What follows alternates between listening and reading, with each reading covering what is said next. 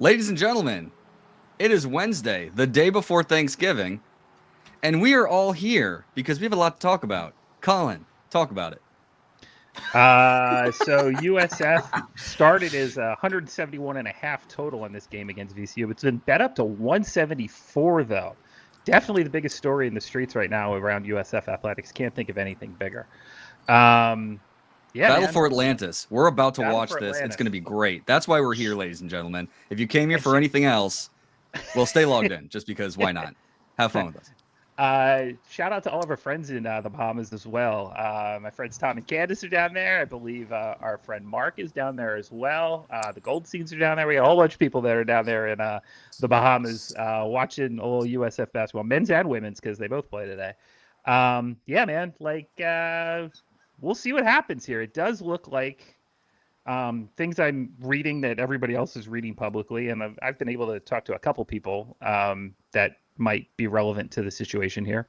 I would say that it is much more likely than unlikely that Alex Golesh will be heading out of USF. I wouldn't even say necessarily to I don't think it's 100% that school is Arkansas, but I think it's overwhelmingly likely that school is Arkansas.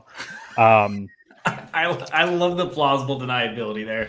Yeah, let's face it. It's not North Texas or UConn. Yeah, we know that. It's not North Texas or UConn. It won't be It's not Colorado Oklahoma State. And it won't be Colorado State, apparently, because they hired Mora. But I would say that people are pissed that this came out this leak. Okay, look, somebody just said, I have a loser mentality because I think they ought to let Golesh coach the last game. Look, man, somebody else got to take this job. And I think we learned from the LSU governor, okay, the governor of Louisiana. By the way, not an LSU grad, a Lafayette grad. Taking the high road and doing things with an element of class and dignity really helps you land the next coach. You know what I mean? Like, we can be pissed about how this went down or everything like that, but look, I don't think a coach necessarily has to be tied here until after the season. Unfortunately, with the way this new calendar works in college football, the bigger schools are going to prey on the smaller schools to get their guy in the door as quickly as possible. That's just how this is going to work. I'm not mad at Golesh, okay? I'm not mad at anything that's happened here. I don't have any reason to be upset if he has done something untoward or shady, or, let's say he had a handshake agreement with Rob and then has, bailed on that.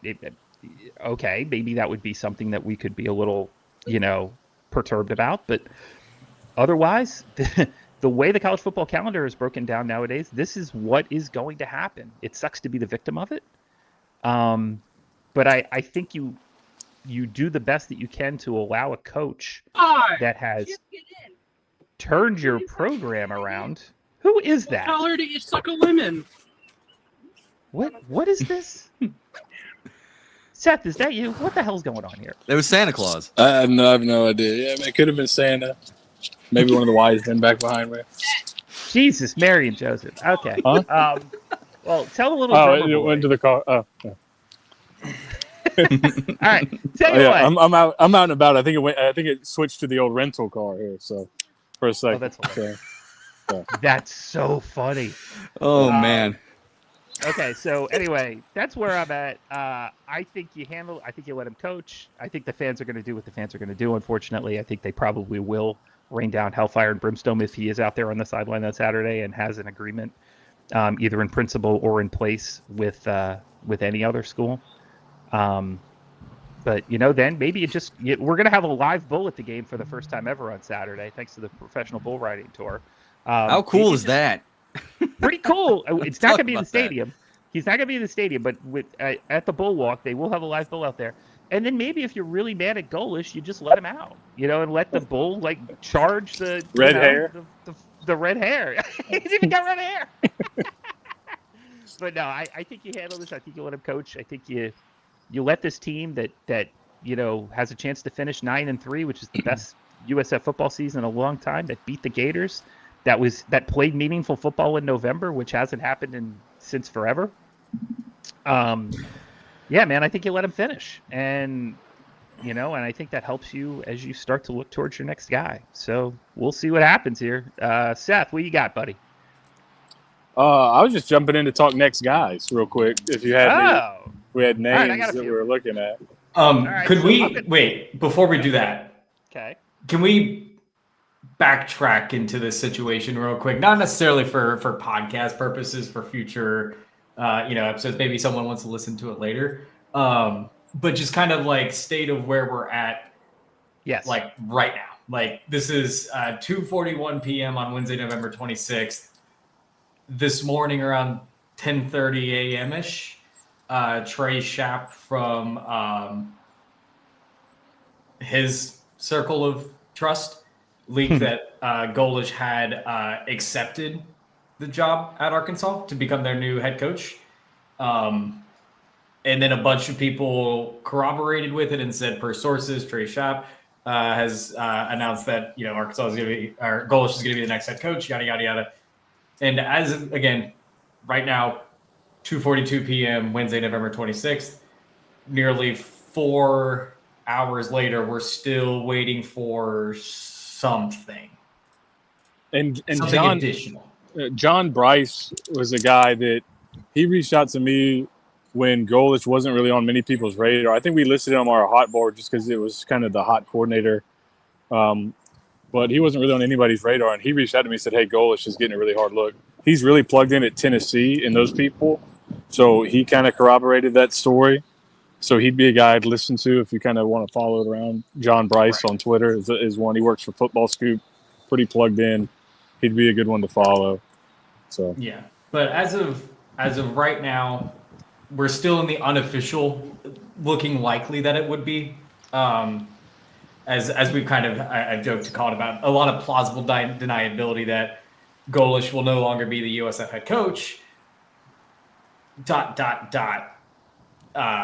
for other things, but we're still kind of all waiting for the Pete Thamels or Brent McMurphys or Pete Nakos or someone to confirm that those reports are now accurate, that he is indeed leaving.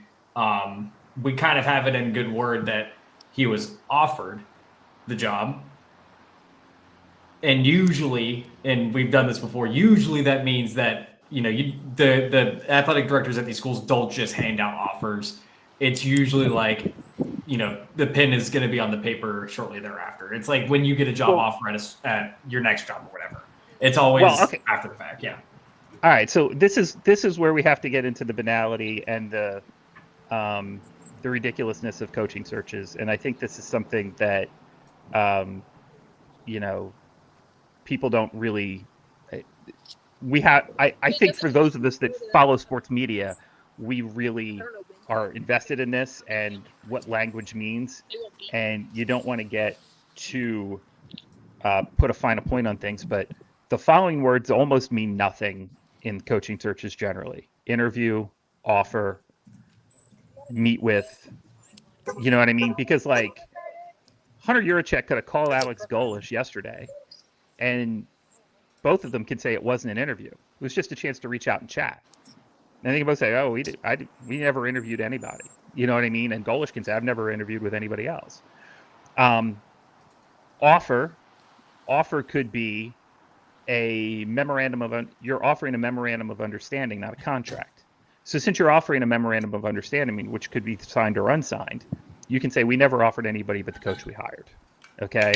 That's just how these things work. So words are kind of worthless. And then like, if Arkansas wants to talk to Alex Golesh, he's got an agent and he's got himself.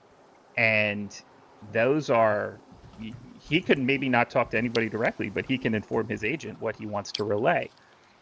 And then Arkansas can also say, well, we've never talked to anybody but the coach that we wanted to hire. And let's say Golesh did say no, and he wanted to either go somewhere else or stay at South Florida.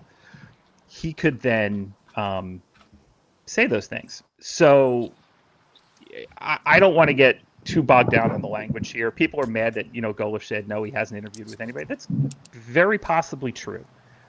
Look, man, these things happen. And I think you just got to accept it. You're in the group of five still. You might now, especially with the investment that was announced this morning from the Board of Trustees, you might be the best job in the group of five. but you're still a group of 5 job, and this is an SEC job, and this is an SEC job with Tyson chicken money and Walmart money. I'm All not right, gonna I blame gotta you go. for I've got to exploiting go in like athletes. 2 Oh, yeah. minutes. Can I just throw Okay, out all some right. throw out Yes, some go, names go, you go. guys can discuss? Okay, Sorry, so some names. Yeah, some names. I was saying he's gonna get mad if I don't get going here pretty soon.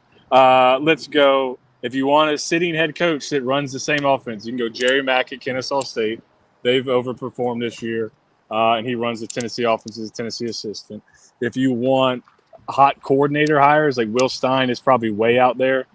Colin Klein probably similar. The Indiana guys, I don't know how excited people will be about them. They haven't done much outside of Signetti. Shannon Dawson could be a name in terms of guy in the state of Florida that's had really good offenses at Miami. Seems like he's ready for that next jump up. Cade Bell would be an interesting one just for his ties and that he recruits the state of Florida really, really well. You look, if you go to that Georgia Tech Dame, Jacarian Turner, Boosie Turner played at South Sumter High School, not too far from Tampa, and he got them up to Pitt.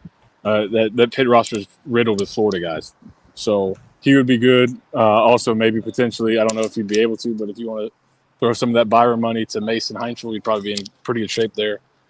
So, you know, he'd be a name. I floated that possibility to somebody who would know today, and they laughed in my face about Heinzel.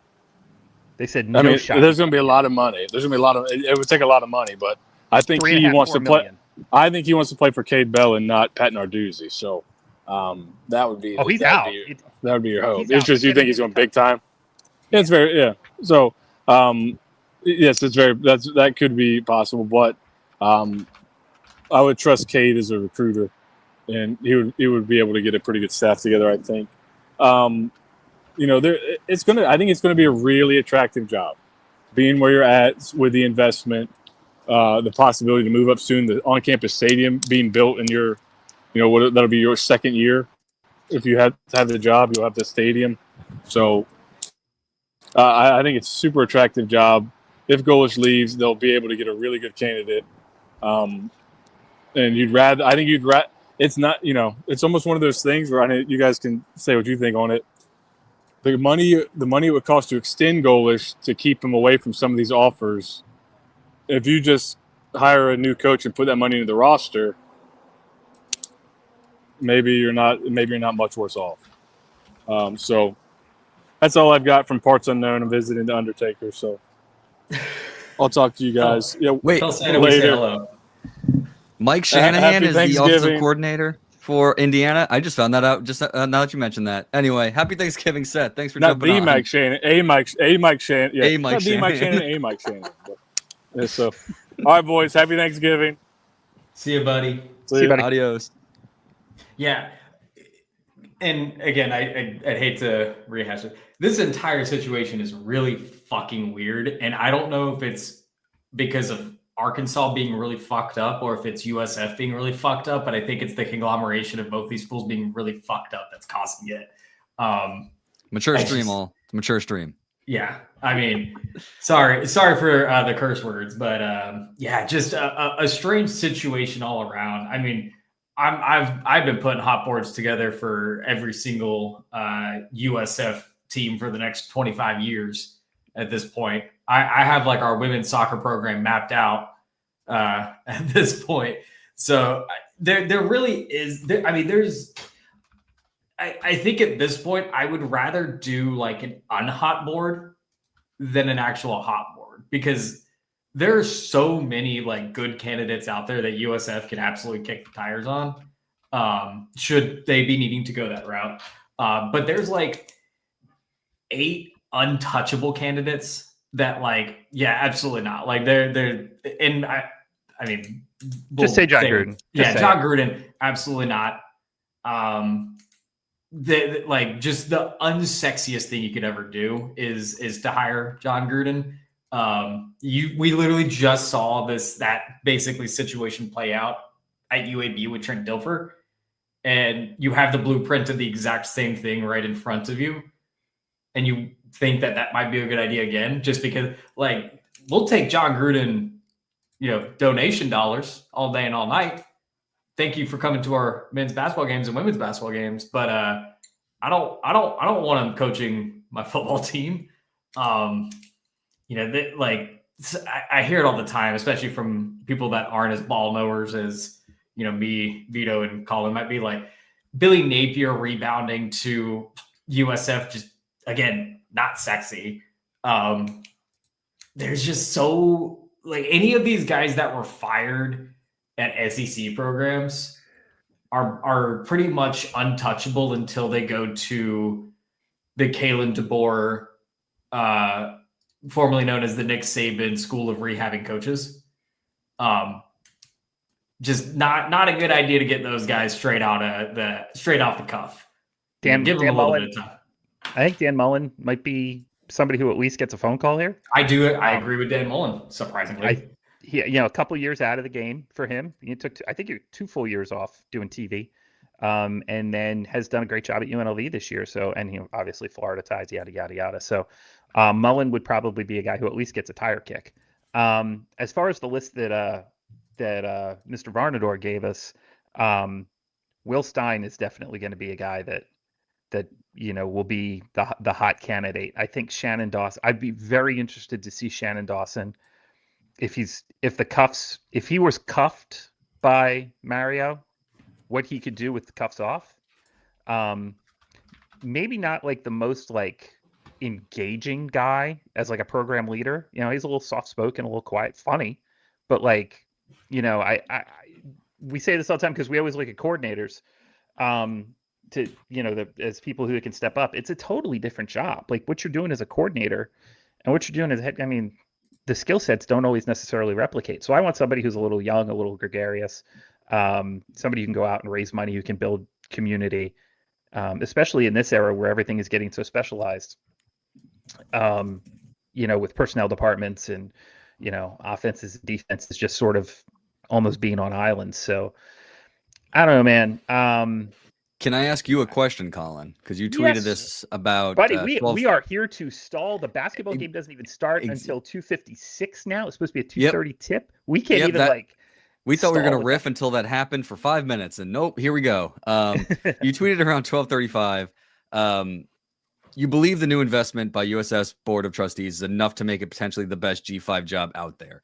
Do you think that which came first? Do you think that the investment was there when Golesh was there and it worked in lockstep, or do you think that this is a good this is a good marker going forward that, hey, this is the same that will be whenever a coach comes in?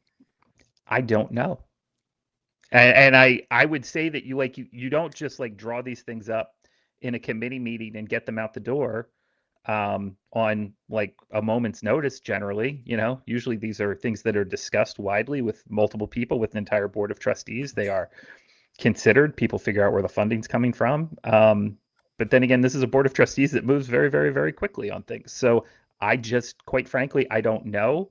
And I could probably ask a couple of people, but either they're not going to call me back, or they're not going to tell me right now. So we'll find out eventually how tied these things are. But I think if USF is going to fully fund NIL, with the stadium coming online, with the investment that's already been made in the program, I talked about this on the pod a couple of weeks ago, just the amount of bodies and stuff that we're moving to games now. And I noticed it because I hadn't really been traveling as media to games for 5 years after, considering my previous job. Just the amount of bodies and stuff we move, the size of the operation has grown so substantially. They're flying on a bigger plane and they can't even fit all the staff on a bigger plane to these road games now. And then you're going to fully invest in NIL, with the same levels that any school in the country, SEC, Big Ten would have. Why? How is this not the best job in the G5? You know what I mean? Like I just, with the momentum and everything going forward, I think we'll be fine. I don't want to give short shrift to what Golesh has done here, because he really did pull this thing out of the gutter. Stieg and I can attest how bad this was, man. This was bottom of the barrel, that terrible. But I think Golesh gets some of the credit, if not even a plurality of the credit for the turnaround. But I think also you got to give the institution a hell of a lot of credit, and the board of trustees and the donors a hell of a lot of credit, and that's still going to be here. That's not changing. So yeah, it's a better job than it was 3 years ago. It's a hell of a lot better job than it was 3 years ago. It's going to be a better job in 2027 when you got a stadium and you got all the new facilities and everything. We're gonna be okay. But again, it does feel like the consensus. I mean, if you think about it, new guy comes in and then you're recruiting to a new stadium right away. Golesh was doing that too. But when it's 3 years out versus when it's next year or 2 years out, not next year, but when you start your first season, that's a huge jump. So you imagine that might, because you look at some of these names that at least Seth put out, some of them are getting some bigger calls probably, but like, you never know. It could be that it's like John Summerall going to Tulane, probably could have went to an SEC job, decided to do a one-stop detour first, and we'll see what happens with him. But my next question for you is, do you think this is, from a timing perspective, we already saw that Eric Morris got the Oklahoma State job, swirling rumors about John Summerall for almost every SEC opening. Obviously, the Lane Kiffin sweepstakes. This is now swirling. It's Thanksgiving. Last game is on Saturday. What do you think about all of this happening in the middle of the season when playoffs are still going on, and you still realistically are in a playoff, could still make the conference championship with programs doing that? Just kind of think more broader than just USF, but like, how do you feel about all this with how crazy season is now going into the regular season? They're going to fix this. They're going to have to, I think Lane, like, here's the thing. Like, people are pissed at Lane. Some media people are pissed at Lane. The man wants to leave Oxford. He wants a new challenge. There's 2 great jobs out there, and he's an asshole if he leaves, because I just don't understand. Like, you take college football seasons as seasons, but now we're asking guys 2/3 to 3/4 of the way through the season to make a decision about what they want to do next year. And that's just unsustainable. Like, I'm not going to be mad at Golesh if he wants to take a shot in the SEC. Like, I don't blame a guy for that. I don't blame Lane if he wants to be in Gainesville or Baton Rouge, a place with, maybe a little more ceiling, probably a better chance to win a national championship, quite frankly, than you'll have at Oxford, which is, by the way, is a great job, a job that he's done a tremendous, job rebuilding.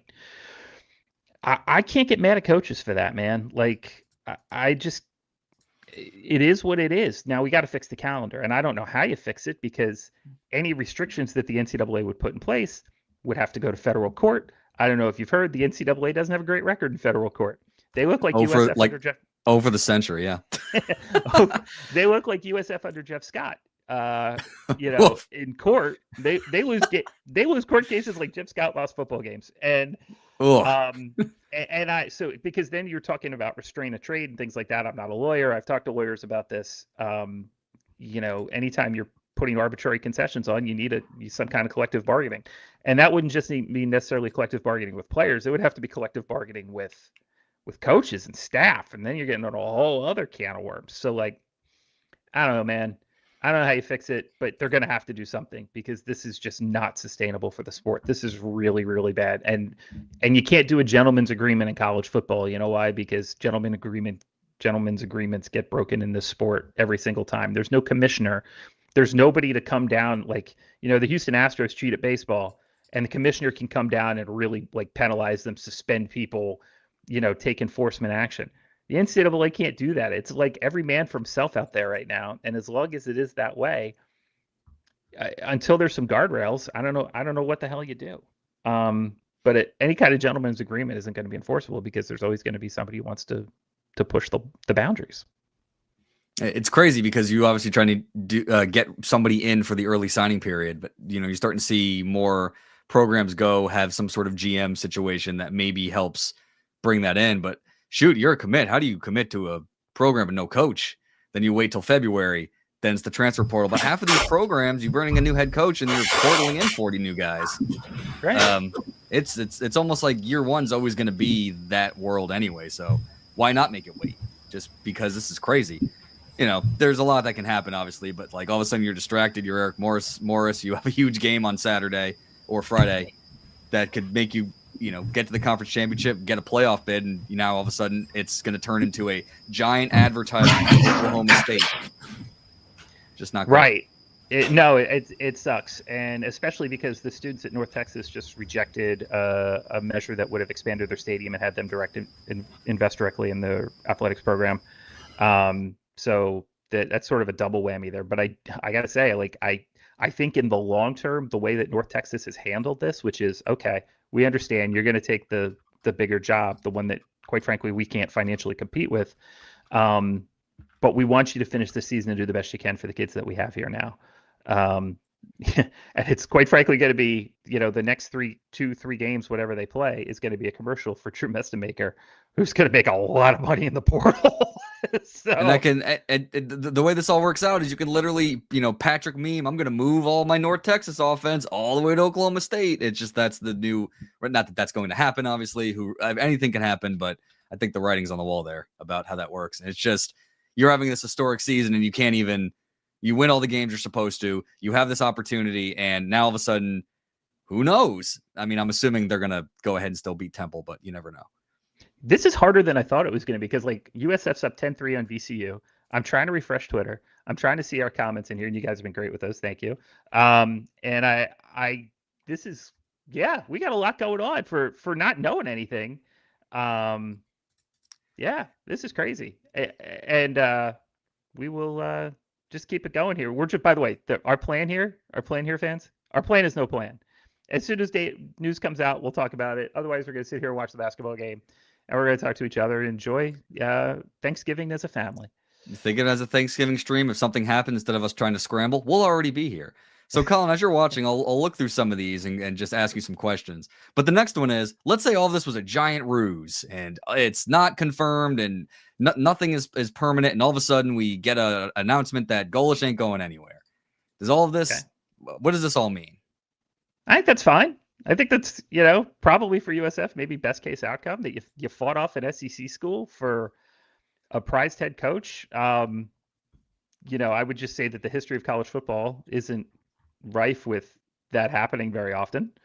But I mean, if it happened, I think it would be a good thing for USF to say, look, we are the best job of the group of 5. Look, we just beat off Arkansas for, maybe not the best choice of words there by me, but like we just kept Arkansas from stealing our basketball coach or our football coach. And I think that's a good thing. So I don't think there's any downside here for USF if Golesh comes back. It would be nice to be able to keep all these guys in system, to keep Byron Brown for one more season where he could, arguably the Heisman 17 shirts would probably start selling a little bit earlier in the year. That's for sure next year.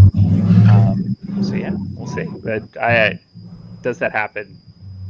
The history of college football isn't really full of that happening too often. This is the weirdest, sorry to cut you off there, Vito. I just can't get over how weird this feels. We talked about it this morning. Everything about this seemed kind of fishy. Sorry. Did we just score? Did we just shooty hoop? Alley-oop. Not necessarily. College football coaches can make whatever decisions they want. Let's be candid about it. They can leave for whomever they want. They can leave at any point. Money's always going to talk first. That's all evergreen. But just how this was reported, who broke it, the dead silence for the last 5 hours by basically everyone in the media.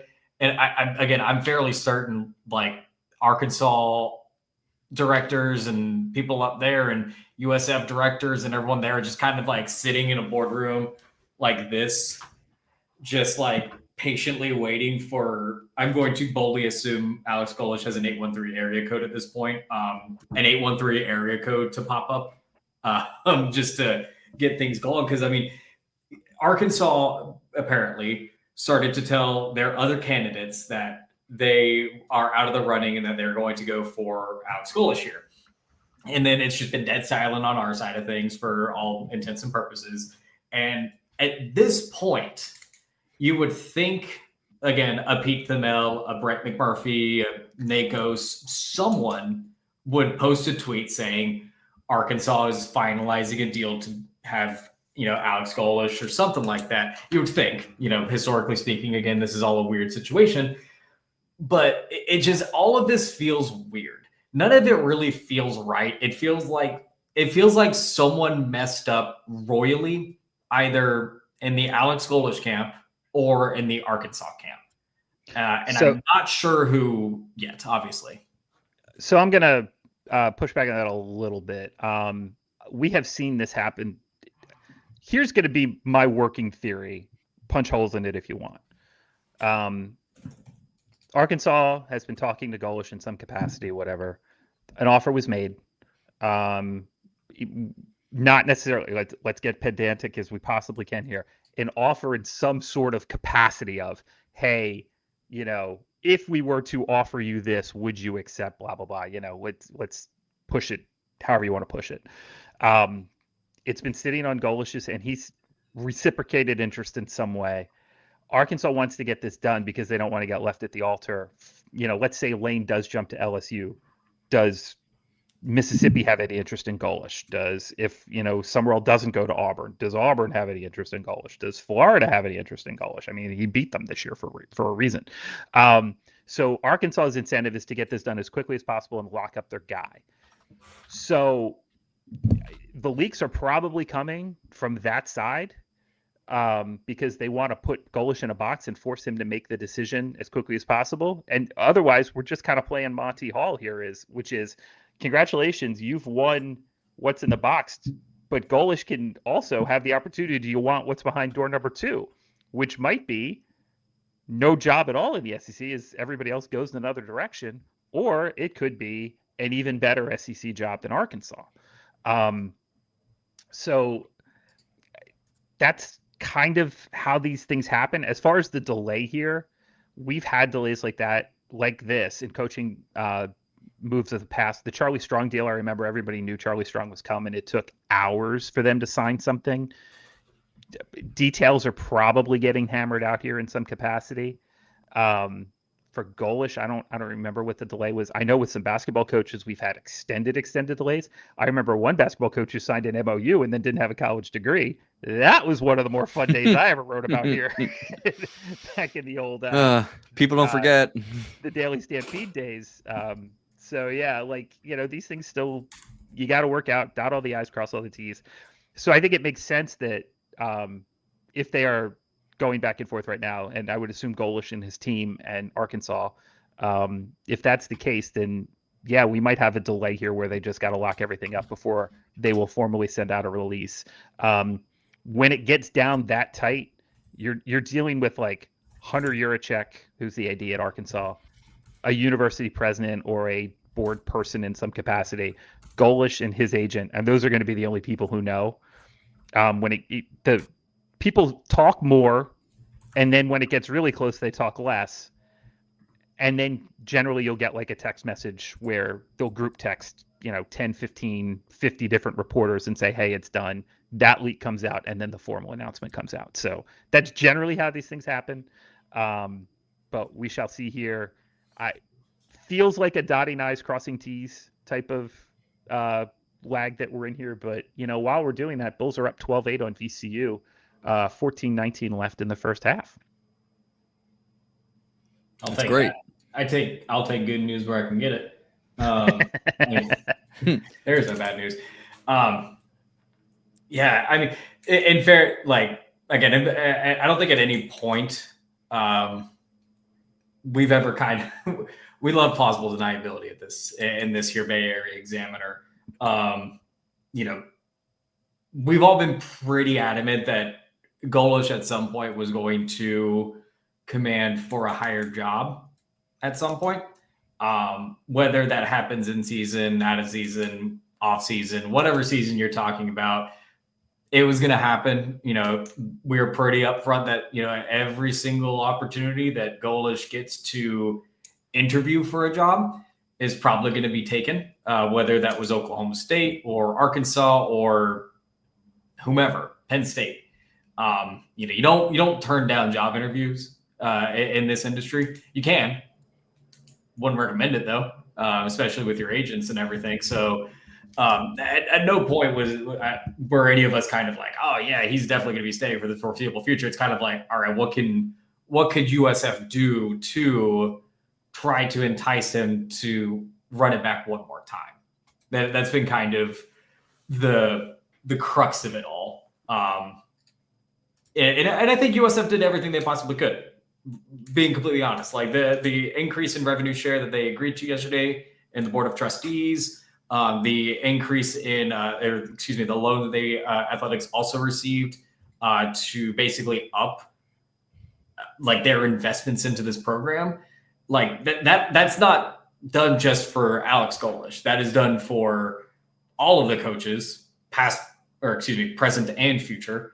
It's USF's way of saying we're here to compete with the big guys no matter what. USF losing out to Arkansas isn't exactly the biggest slap in the face I've ever seen as far as a coaching change goes. I felt worse with the idea that it could have been Oklahoma State. Not necessarily because I didn't think Oklahoma State can't outspend or outdo or anything like that, but let's be real. If your coach is getting poached to go to an SEC program, that means a little bit more than what is a proverbial one step up, getting into the Big 12. So USF has that going for them. Getting poached by an SEC team is better than, having Jim Mora leave UConn to go to Colorado State, at least. So, yeah, I mean, first of all, that's I was talking to a UConn fan this morning who's like, hilarious. Mora thinks he's going to win more at Colorado State. I'm like, buddy, you think you're going to win more than you did under Jim Mora? Like, he was a godsend for your program. I thought it was a terrible hire when it was made. I was clearly wrong. Like, he has been a revelation for that program. I don't know what the hell UConn's going to do. Outrageous. They ought to build that man a statue. What are you talking about? So I'm not sure. Losing Oklahoma State. This is, by the way, this is not T. Boone's Oklahoma State anymore. That is a program that is much more financially challenged than they were 10 and 15 and 20 years ago. If you are familiar with the history of Boone Pickens and Oklahoma A&M and all that kind of stuff, they don't have that kind of money sloshing around there anymore. And so while it is certainly a step up for Eric Morris, and I think that's a really good hire, like that, the fact that they were able to land him, and I'm sure they promised him a level of serious investment to make that happen. Oklahoma, I agree. Oklahoma State's not as great a job. Arkansas is an SEC job, man. With possibly the exception of Vanderbilt before Clark Lee got there, there's no bad SEC job. It's just degrees of how good. And Mississippi, even Mississippi State, like, it's not a great job. It's a very, very difficult job to win, but like, you're going to make a lot of money. You're going to have access to the best talent. You may not get the 5 stars, but you're going to get plenty of 4s. You're going to be able to compete reasonably well. There's no bad SEC jobs. There's just that's because of the media money. It's just they bring in so many dollars that it's difficult to ever fend them off. And for a school like USF, it very, very close to impossible. Although until something is signed, Rob Higgins and Will Weatherford, Mike Griffin might be digging under couch cushions right now or selling off a soft sciences department to make this happen. We just don't know. And obviously it's radio silence everywhere, which makes sense. Yeah.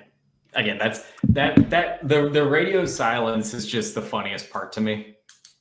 And I know, Colin, you're so much more in tune to this and in fairness, every comment you made about, hammering out the details, making sure all the I's are crossed and the T's are dotted. I mean, this is a legal contract, which I'm going to boldly assume is going to be for a lot of Tyson and Walmart money, knowing what they did to get Calipari to leave Kentucky. Yep. This isn't like we joked about the generational wealth thing. Like, again, with Oklahoma State, you're probably getting that increase from, $2.5 million that Golesh is currently making, 2.5 plus million dollars that Golesh is making to whatever Oklahoma State ends up giving for Morris. Yeah, you're making a good bit more money, but you're not like, seeing the huge wealth disparity. I mean, but there's a chance here with how Arkansas is lining up their, their dishes here on Thanksgiving that this could be a lot of money that they're hitching to the Alex Golesh wagon. So let me actually, Vito, you're the host here. Our buddy Mike Brown in the comments, former manager of the USF basketball team and also the guy who sold me my house, has put, I don't know if you can put in the comments or at least like upload it, his agreeing that Arkansas tried to force his hand, and then also mentions that, yes, or well, this is too, but he said, can we theorize that Higgins isn't looking to make a last effort and thwart the Arkansas hire, get the money on the table for him, better long-term job security, could be a legend if he stays? It's possible, but not really. But the other thing that Michael said was what I was leaning into, which was, from what I understand, Golesh's wife is from Arkansas. And so that's why even before this season started, I had heard that Arkansas would be a possible destination for Mr. Golesh because let's face it, the hot seat on Sam Pittman started when they brought him back, when they sent the letter last year to bring him back, he was already on the hottest of hot seats. And so these things tend to play out over longer periods of time than I think than some people think. And Golesh's wife being from there was certainly a factor that I had heard in the offseason. So there you go. Like whether that's true, and I can't verify that. That is me. I have not talked to Alex Golesh about this or anybody in his family or anything, or how tied they feel to that state. But it was something that was mentioned to me earlier this year for sure. Look at me being responsible. Yeah, look at that. Are you surprised? I think the consensus was once they hired Bobby Petrino as offensive coordinator, the writing was on the wall there potentially. Are you surprised that Bobby Petrino hasn't had a longer look here, or is that something that maybe they did and that's it? They gave him the shot. He didn't win. Like that team looked flat too. Like there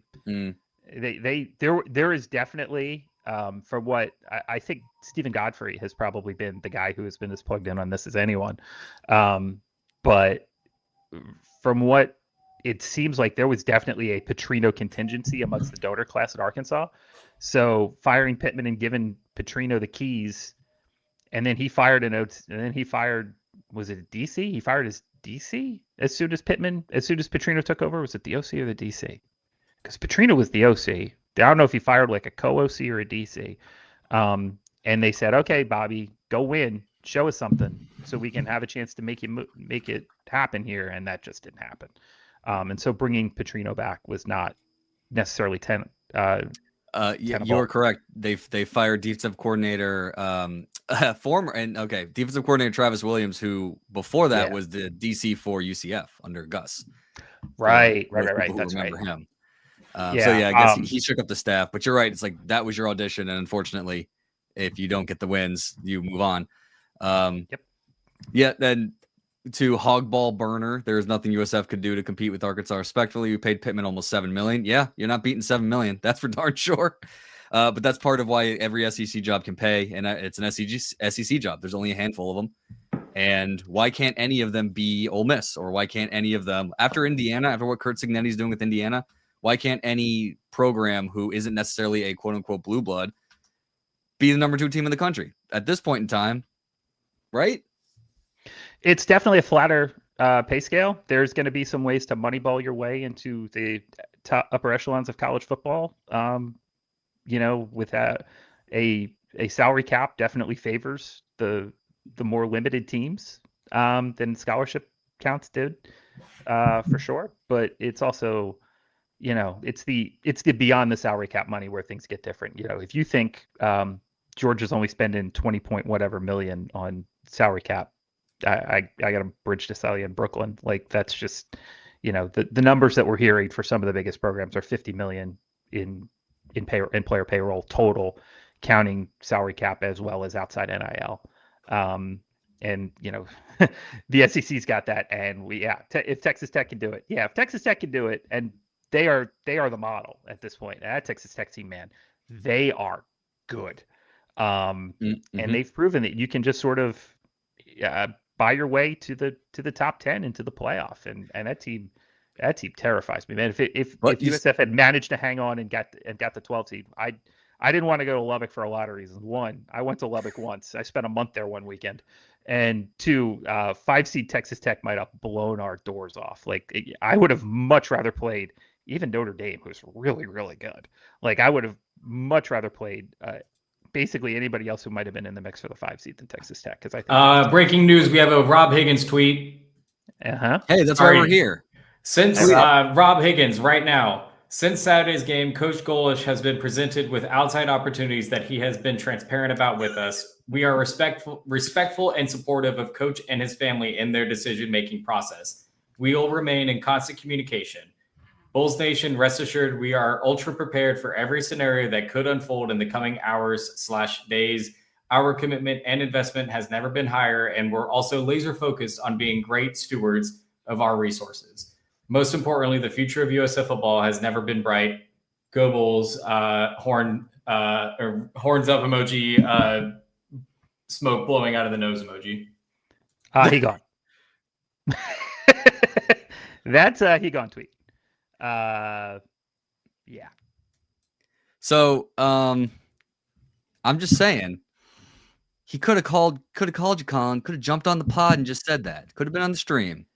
Rob hasn't been generous enough with this podcast already, giving us like 45 minutes on pizza reviews. I just can't imagine. Incredible. Hey, it wasn't just pizza. It was all the food in the Tampa Bay area. All the food in the Tampa Bay area, true. But let's I think we'll go ahead and let Rob put out his information as he chooses to. And honestly, like, the guy is just, that's why I wanted him as the AD. He's direct, he's honest, he's communicating as best as he can with his fans. He's keeping the fans. This is a time when a lot of people would just go radio silent and then send out a statement when it's done. But I appreciate the constant communication. I think he's been great. And like, I think everybody got a little too excited because Vito, were you with us? Steve, you were with us, right? When we did that podcast last week, and Rob tweeted something, and then we got, or it was Nate, and we got the retweet from Golesh saying come to the Bay, all this kind of stuff, and everybody was like, oh, that means he's staying. And Seth, Nate, and I were all like, okay, guys, settle down. Like, this is just tweet. I just post information as I see it. Yeah, I mean, like, no, I appreciate you send it out there. I think that's probably the most news we've had in an hour. I'll throw that up there just so everybody can see it. Yeah, like, the tweet that Rob sent last week that was retweeted by Golesh, and then the hashtag come to the Bay, and everybody's like, oh, that means he's staying. It did not mean he was staying. It did not say anything. This one, I think, makes it pretty clear in that same capacity that it is very likely that Golesh is at least in the final negotiating stage, or getting pretty close with either Arkansas or maybe perhaps more than Arkansas, but at least just with Arkansas. I think the more important thing for USF fans, and I absolutely can attest to the fact that looking at us having over 1,600 viewers here, I'm going to boldly assume probably 70% of those are Arkansas fans. So I apologize for the USF-centric information you're about to receive here. Rob is obviously extremely transparent to us, to USF media, to USF fans, which is something that we absolutely love. I don't think he's BSing us or anything like that. I think that they're doing everything they possibly can. Like he said, they're ultra prepared for every scenario. That every scenario includes the possibility, very slim, just like USF's conference championship chances at this point, of, Alex Golesh staying, but more importantly, prepared for the other scenarios of what happens in the fallout. Because I do know that there was a question about what this is going to mean recruiting-wise. And so I think we could probably go ahead and start saying, expect a good majority of that class to decommit. Yeah. And that's normal. There are some guys that might stay for, the education purposes and the NIL purposes, because USF obviously can get some good NIL dollars here and there. But I don't imagine a mass exodus is going to go to Arkansas.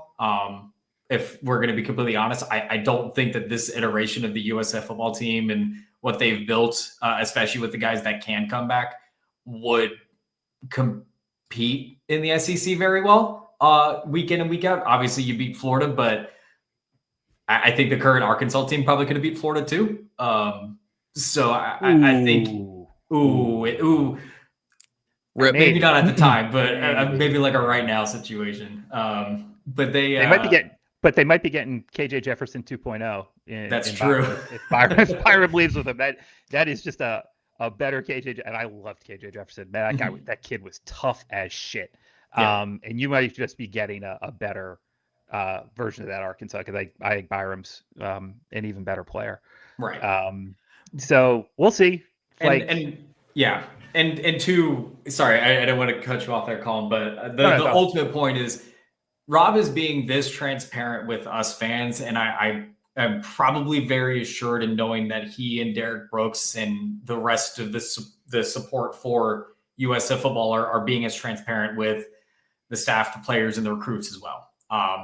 We have it on good authority that usually the athletic director also, in a situation where your head coach does leave, the athletic director or whomever they represent to the recruits would reach out to them, let them know the situation, and keep them up to date as well. So, they'll do their best to retain as much as it is. I'm sure Rob Higgins and company are going to work as quickly as possible to find their next candidate for this position. I think they can move really lightning fast, unironically as well. I think, like you've mentioned, their USF might be a really, really hot option for a lot of programs, or excuse me, a lot of candidates that might want to jump first at that. And I think that really prides USF to really behoove themselves to be the sexy group of 5 candidate that can get whomever they want, barring like 1 or 2 people this cycle. I don't know who's the sexiest woman nowadays. Is it Kate Upton? Is it I don't know. Jonathan Bailey got a sexiest man if we want to do that. We could do that. Okay, so like we are the Jonathan Bailey of the G5 jobs. That's for sure. Like I don't think that's even a question. Like this is the best G5 job that's available. It's still a G5 job, but it is, by far I think it's the best G5 job in the market. Before we start, and I see a lot of people asking about potential list, and you can go back and rewind and see what Seth's list was earlier. But before we get maybe a little deeper into that, if there's Arkansas people here, if you want to know about Golesh, ask questions, man. Like we're here to talk to everybody. It doesn't have to just necessarily be USF fans. But the amount of people in here make us think that we are very potentially being seen by a lot of people from across the SEC as well. I will tell you that one of my best friends, his fiance, is an Arkansas grad. I told her, and I'll tell you exactly what I told her, which is, hold on. You're getting a real tough guy, but he'll win. And, Golesh isn't always necessarily the most friendly, definitely not the most media friendly, that's for sure. And can certainly be a challenge to his staff and to other people. But I think he'll win there. The commitment that he got, the buy-in that he got from this team,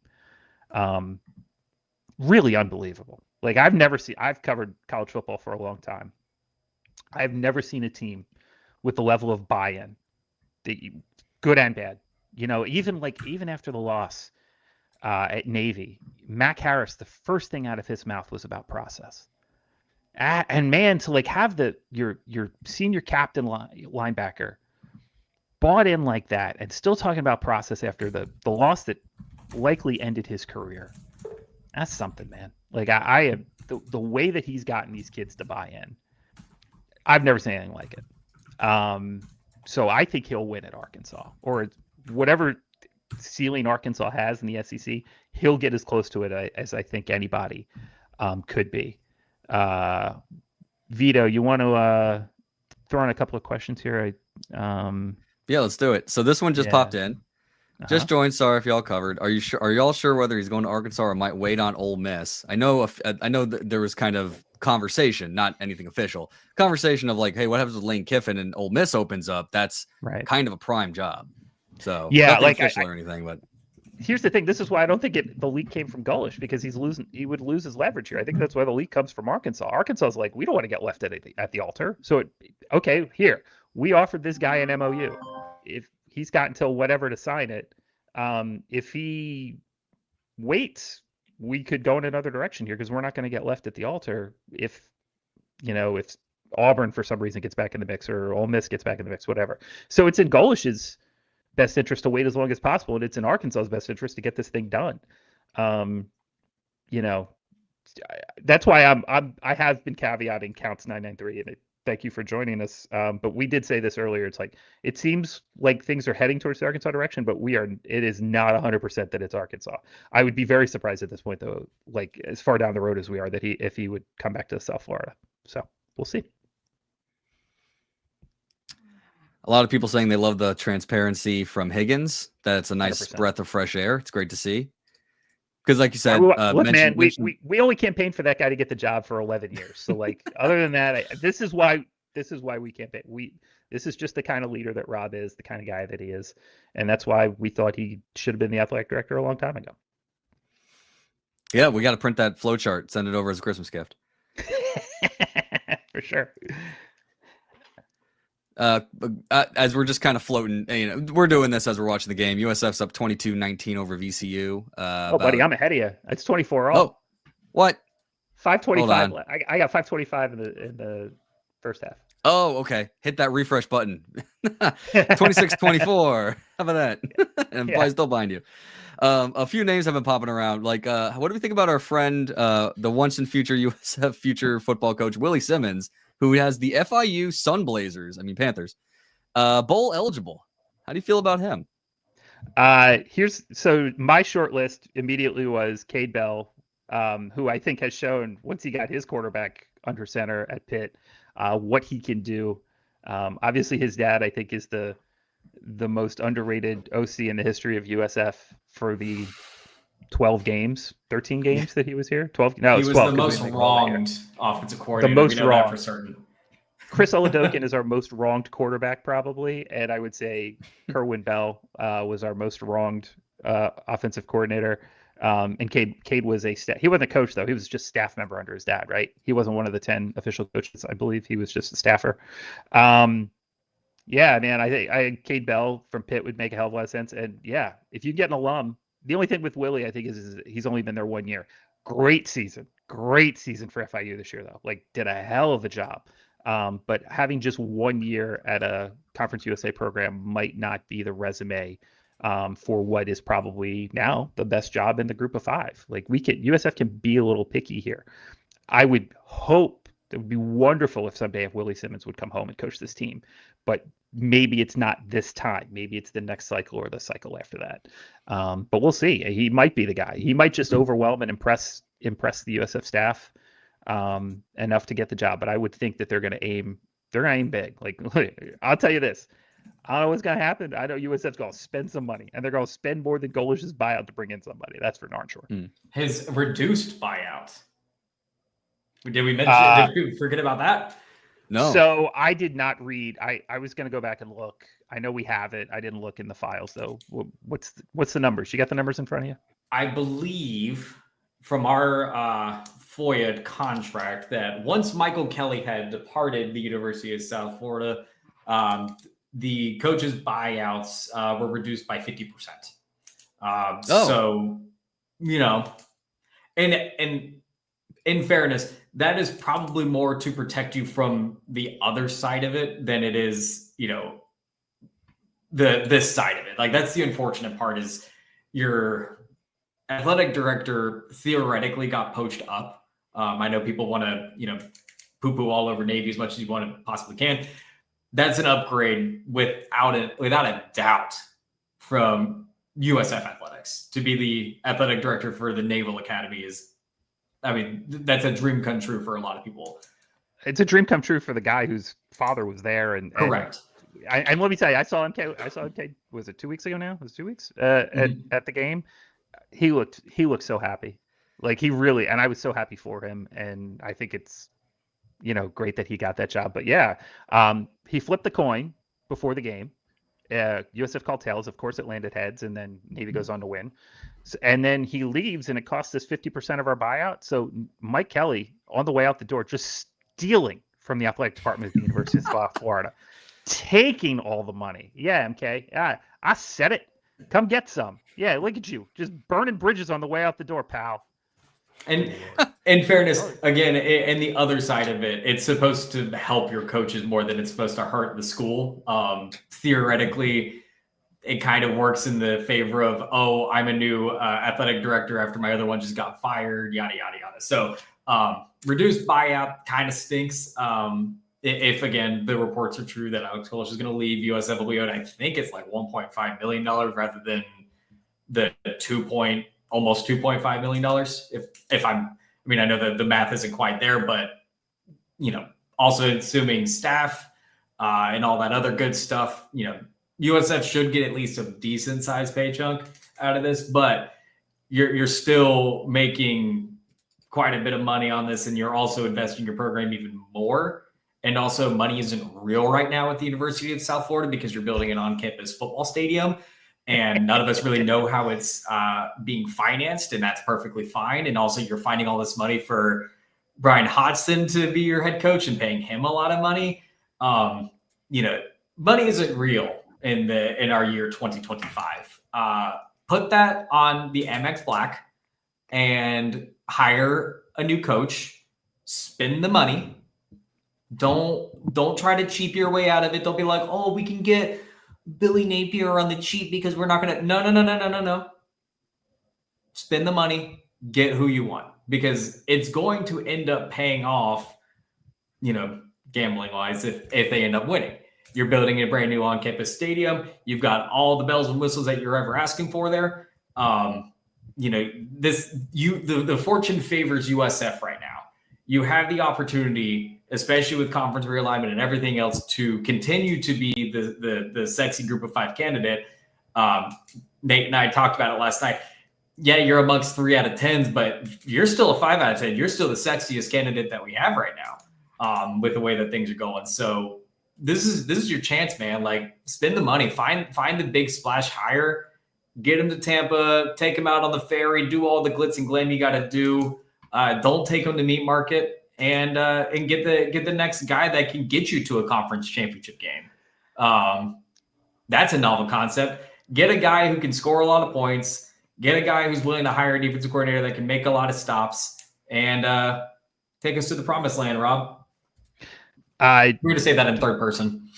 Third person, Rob. Yeah.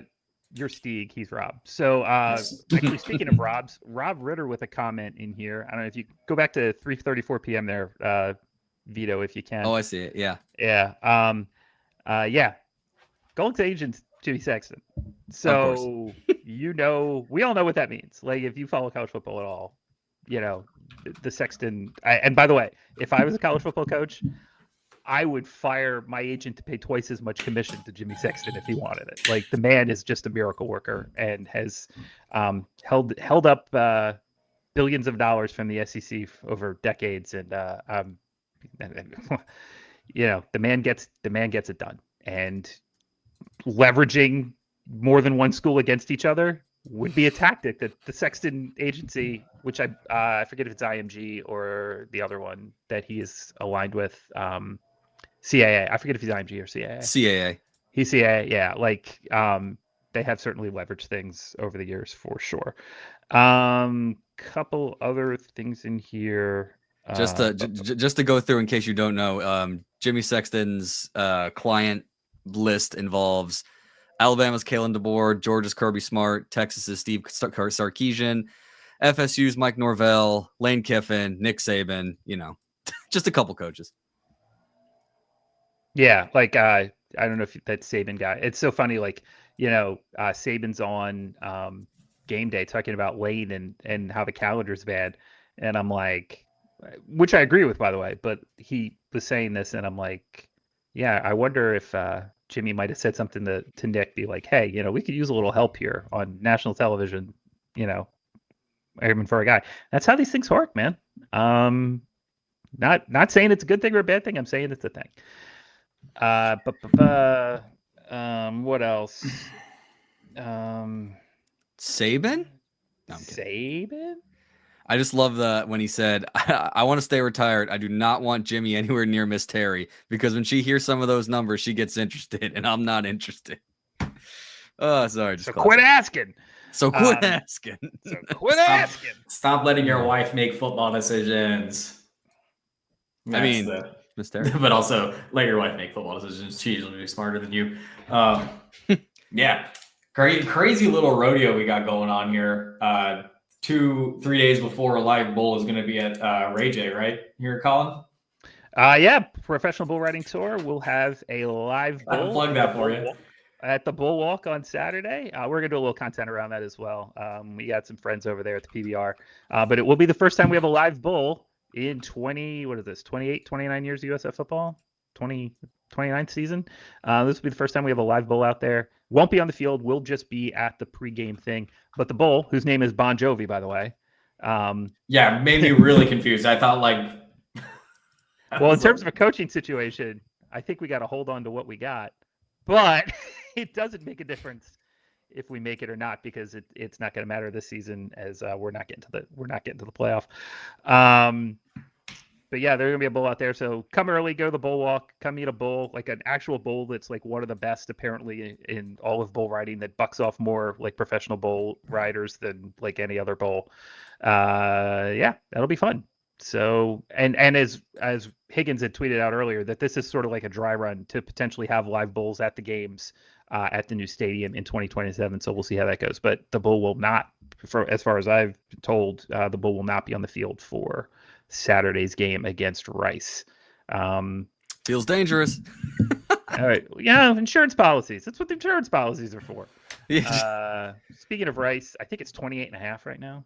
I wonder if it Oh, moves. I hit that Rice money line so hard. Not gonna lie. Money line.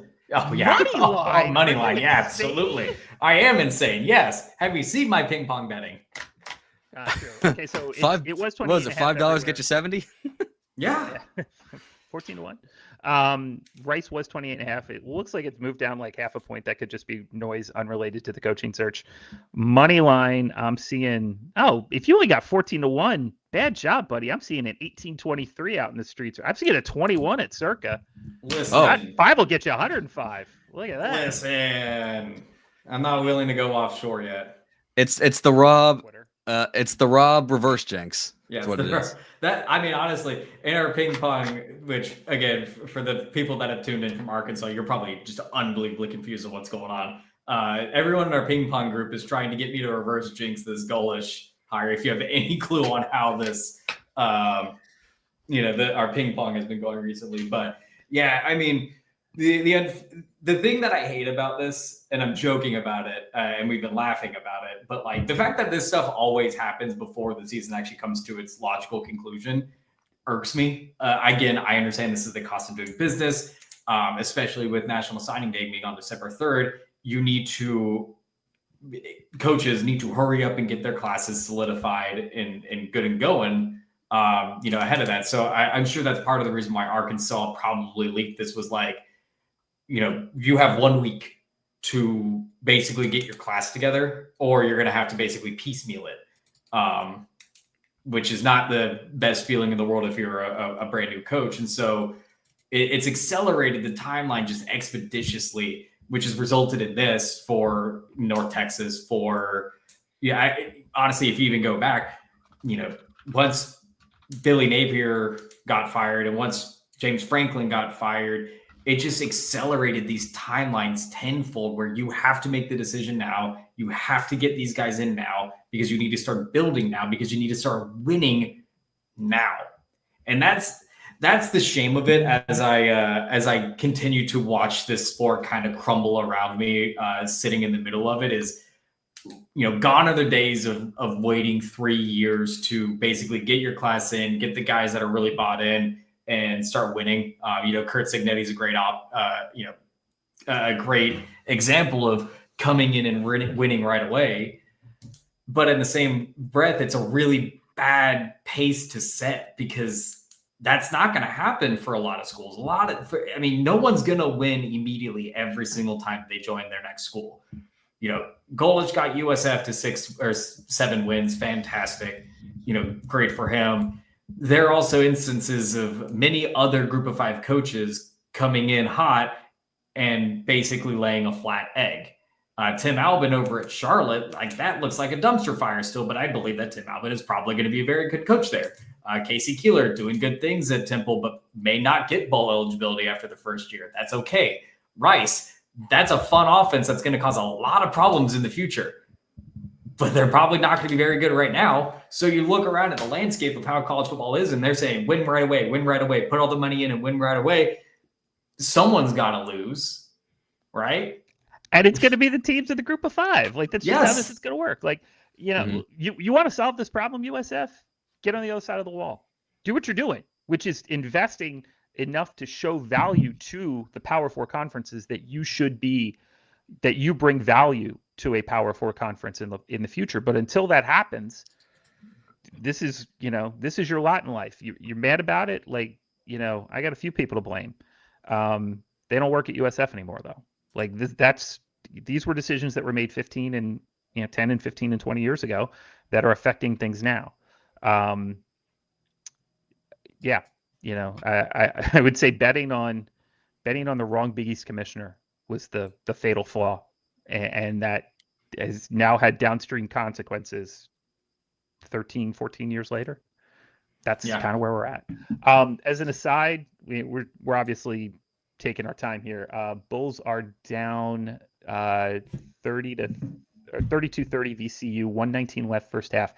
But let's talk about this real crisis in college basketball, which is these marshmallow ass soft rims in all of these tournaments this week. If you've been watching, the rims, the rims in Atlantis are sponsored by Stay Puft. Okay, Vegas hasn't been much better. Everything's going, and it's like we've turned the entire country into Cameron Indoor Stadium for the entire month of March. And by the way, not very helpful to our Bulls today, who are 1 of 9 from 3. So yeah, but if we're gonna get scoring down in college basketball and make people play defense again, can we at least tighten up these rims just a smidge? These things are just super duper soft. And here I thought we were going to get a Colin Sherwin talks about the refs segment before that. The officiating is so horrible and so randomly inconsistent, and then yet I watch women's basketball too, and then I go, oh my God, it's so much better than women's basketball. I watched our women's basketball team play yesterday or the other day, and I mean, it has to be the rims at this point. It's the Yingling Center curse all over again, because women's basketball is 2 for 17. Ooh, wait, just real quick. We have recognition from Yahoo's Ross Dellinger.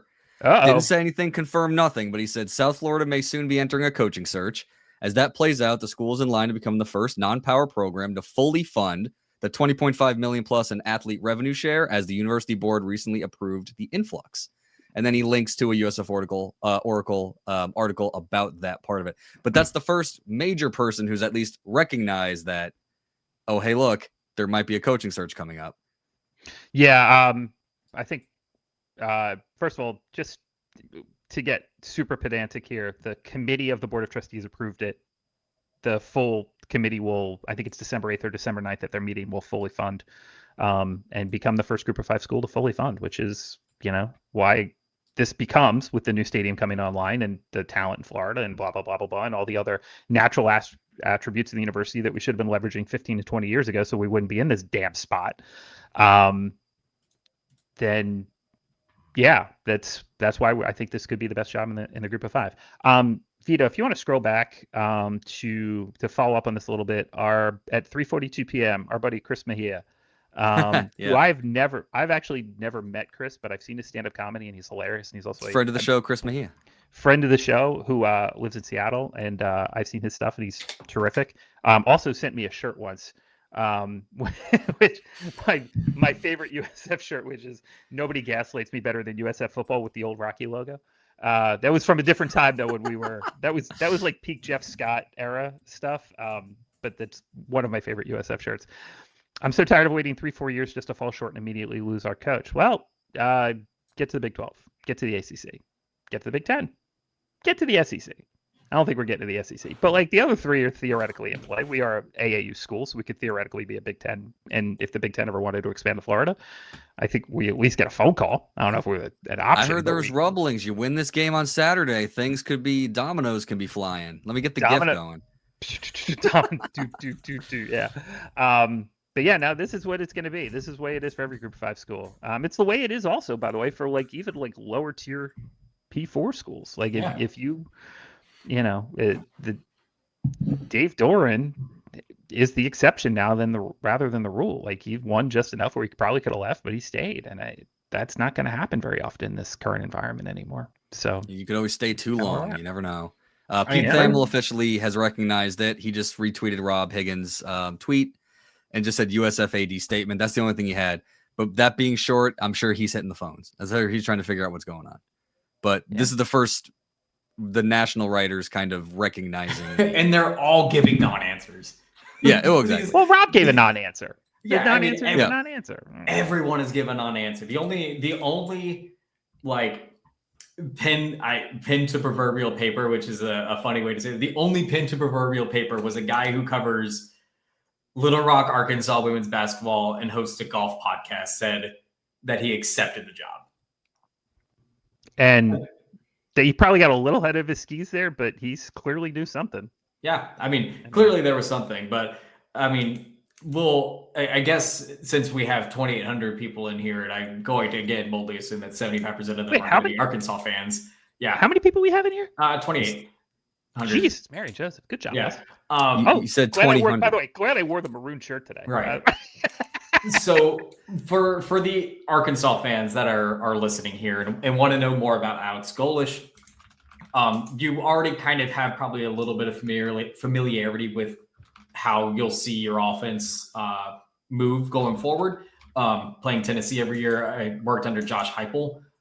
So you have some familiarity with this high octane, fast moving, quick pace offense. He is the play caller. He sits on that sideline and makes the adjustments and makes the play calls and takes all the brunt end of it for better or for worse. So keep that in mind as far as, who to direct blame to. Obviously it's turned around a USF program that was extremely down in the dumps. Arguably one of the worst programs in college football for about 3 or 4 years there. Found his footing, found a bunch of guys to buy in, has been really a good leader as far as the players themselves go. Every single one of those players at USF are completely bought in. It doesn't BS them, tells them straight up. There's many circumstances and stories of USF players basically coming in thinking that they're hot stuff and being told otherwise, and then being shown the door shortly thereafter. If you're not bought in, you're out kind of situation. So that is something to keep in mind with how he presents himself to not just players, but to media members as well. We do have quite a lot of people that have, frankly, been rubbed the wrong way by Golesh, especially with how he handled Byron Brown's injury last year, basically stringing us along, saying that he was questionable when he had a broken leg the entire time. You're gonna get point of information. Yes, it was a broken ankle. Broken ankle. Thank you for the clarity. So, it's not all sunshine and rainbows. We would gladly keep Golesh here. We think keeping Golesh here for another year would do good favors for USF, especially with the current climate around the American Conference. But he is not without his own faults. He's hitched his wagon to Todd Orlando. Todd Orlando has this boom or bust defense that, you'll get a bunch of turnovers. You might also give up 600 yards. You might also look kind of bad at times defensively. That's always a possibility with every defensive coordinator. That's just sort of the way that this thing goes. We can't tell you if Byram's going to join Golesh here in his endeavor, if he does choose to go to Arkansas. I think we can all kind of say for certain here amongst the USF circles that Byram probably is going to weigh the NFL option first. I think there's a possibility that he could end up finding himself in a favorable NFL camp, but we'll see what turns out to that. But the worser news, I guess, is that there's not a lot of continuity that was going to happen after this season for USF as far as their starters go. A lot of the players are either seniors or out of eligibility. Not a lot of guys are probably, you look at our defense, Mac Harris and Jalen Schuler, guys that were actually retained from the previous staff. Those guys are out of eligibility at this point. So, running back room was by committee at this point. Offensive line, a lot of those guys are seniors, and there was going to be quite a bit of turnover there. Again, the main kind of crux of this all is, was Byram going to come with him or not? We'll kind of see from there. But he's a relentless recruiter on the trail. We've known that since his time at Tennessee. He's just been on fire when it comes to getting guys to buy into the message that he has been portraying. Talks a lot about the process. You're going to hear a lot of it ad nauseum. It's process. Again, for better or for worse. Sometimes you want to hear that the process was good because you'll beat a team 56-12 and you'll feel really, really, really good about yourself. And then you'll hear about the process when you lose against Memphis, where you gave up 17 unanswered points in the fourth quarter and make a lot of mistakes at that point. So, you're not getting the most perfect candidate that you could ever ask for, but you're getting a guy that's going to put up a lot of points. He's going to be bought in. He's going to ask a lot of the players. He's not going to settle for the bare minimum. And I'm sure at the SEC, it's not going to change for him either. If your players are not bought in at the University of Arkansas under Alex Golesh, they will not be playing there. Also, let's get used to the word elite. You're going to hear the word elite just basically constantly. The man literally has a piece of iron on the back of his desk because he was saying, I'm fucking elite so often that FE is the symbol for iron on the periodic table, and somebody gave him a piece of iron. He thought that was pretty funny. That's literally what we're dealing with here. Look, I think he wins. He's been a really effective leader, and he got people bought in across this program. He grew this program. And in terms of staffing and in terms of allocation from the university and all that kind of stuff, he got everybody on board on and off the field. And I thank him for that tremendously if he is moving on. But we'll see what happens here. And at halftime, your Bulls down 36-33 to VCU. Also, I just looked. I had Buffalo -4.5 against Bucknell. Was up. How much was I up at halftime? 13? Yeah, I didn't cover. Late charge by the Bison. I know. Late charge by the Bison against the Bulls. Just completely unfair to me. What was I up at halftime? I was up 13 at half and somehow didn't cover. Unbelievable. Buffalo wins, but not by 4.5. Boo. That's my first. Hate that. I've been running so good. I was due. Yeah, you're running hot. Running so hot. So I had to lose one at some point. What do you have in the USF game? Anything? No, this was a total stay away from me. Total, by the way, total 171. This score right now is on pace for a 138, and it opened 171.5. I think it closed like 173.5. And right now we're on pace for a 138. So yeah, you can get under 157. Looks like that's just according to the app. With these USF is marshmallow ribs, I'd go over. Yeah, still go over. It's 100 points a game for USF, and they have 33 right now. It's crazy. We might. I mean, honestly, if you can figure out this rim situation, maybe 66 point second half would be absolutely just unreal. Bulls 13 of 36 from the field, 1 of 9 from 3. VCU 12 of 31 from the field, 4 of 12 from 3. Bulls 6 turnovers, VCU 7. And rebounds 25-20 in favor of the Bulls. So yeah, that's how you get there. Teams that take a lot of shots, not taking as many, and when they do, they don't go in. Chris Mejia, before you leave, I just absolutely loved every time, back in the glory days of Twitter, every game day would just be the guy peeking behind the bricks, text meme of Bulls winning today. And that would get me every time. I was like, Bulls winning today. But of course, it's back when they never won. So it was always a fun, it's not happening, but he kept it going. Shout out, Chris. He's also a Birds fan. If he's a fellow Eagle fan. He is. Go S. And if you want real tragedy for me this week, that was Sunday. Oh my God. What the heck happened? Speaking of That was blowing so three, crazy. why do my football teams love to blow 3-score leads? That's crazy. Yeah. So, what else we got here, boys? Want to talk about anything more holistically here, or like? I mean, It's 4:00 on the day before Thanksgiving. I mean, that doesn't in a 24-hour news cycle. Something It doesn't could mean break anything. right now. Doesn't mean anything, right? I mean, it could come out at any time. Golesh could be, eating dinner with the hogs on Thanksgiving. Who knows? But we got. The crazy part is that it's like knowing what we know about Golesh. This is I'm not allowed to curse, right? Like No, you are. Oh, I am. Who gives a shit? We're not getting on yet. This has got to fucking piss Golesh off so much.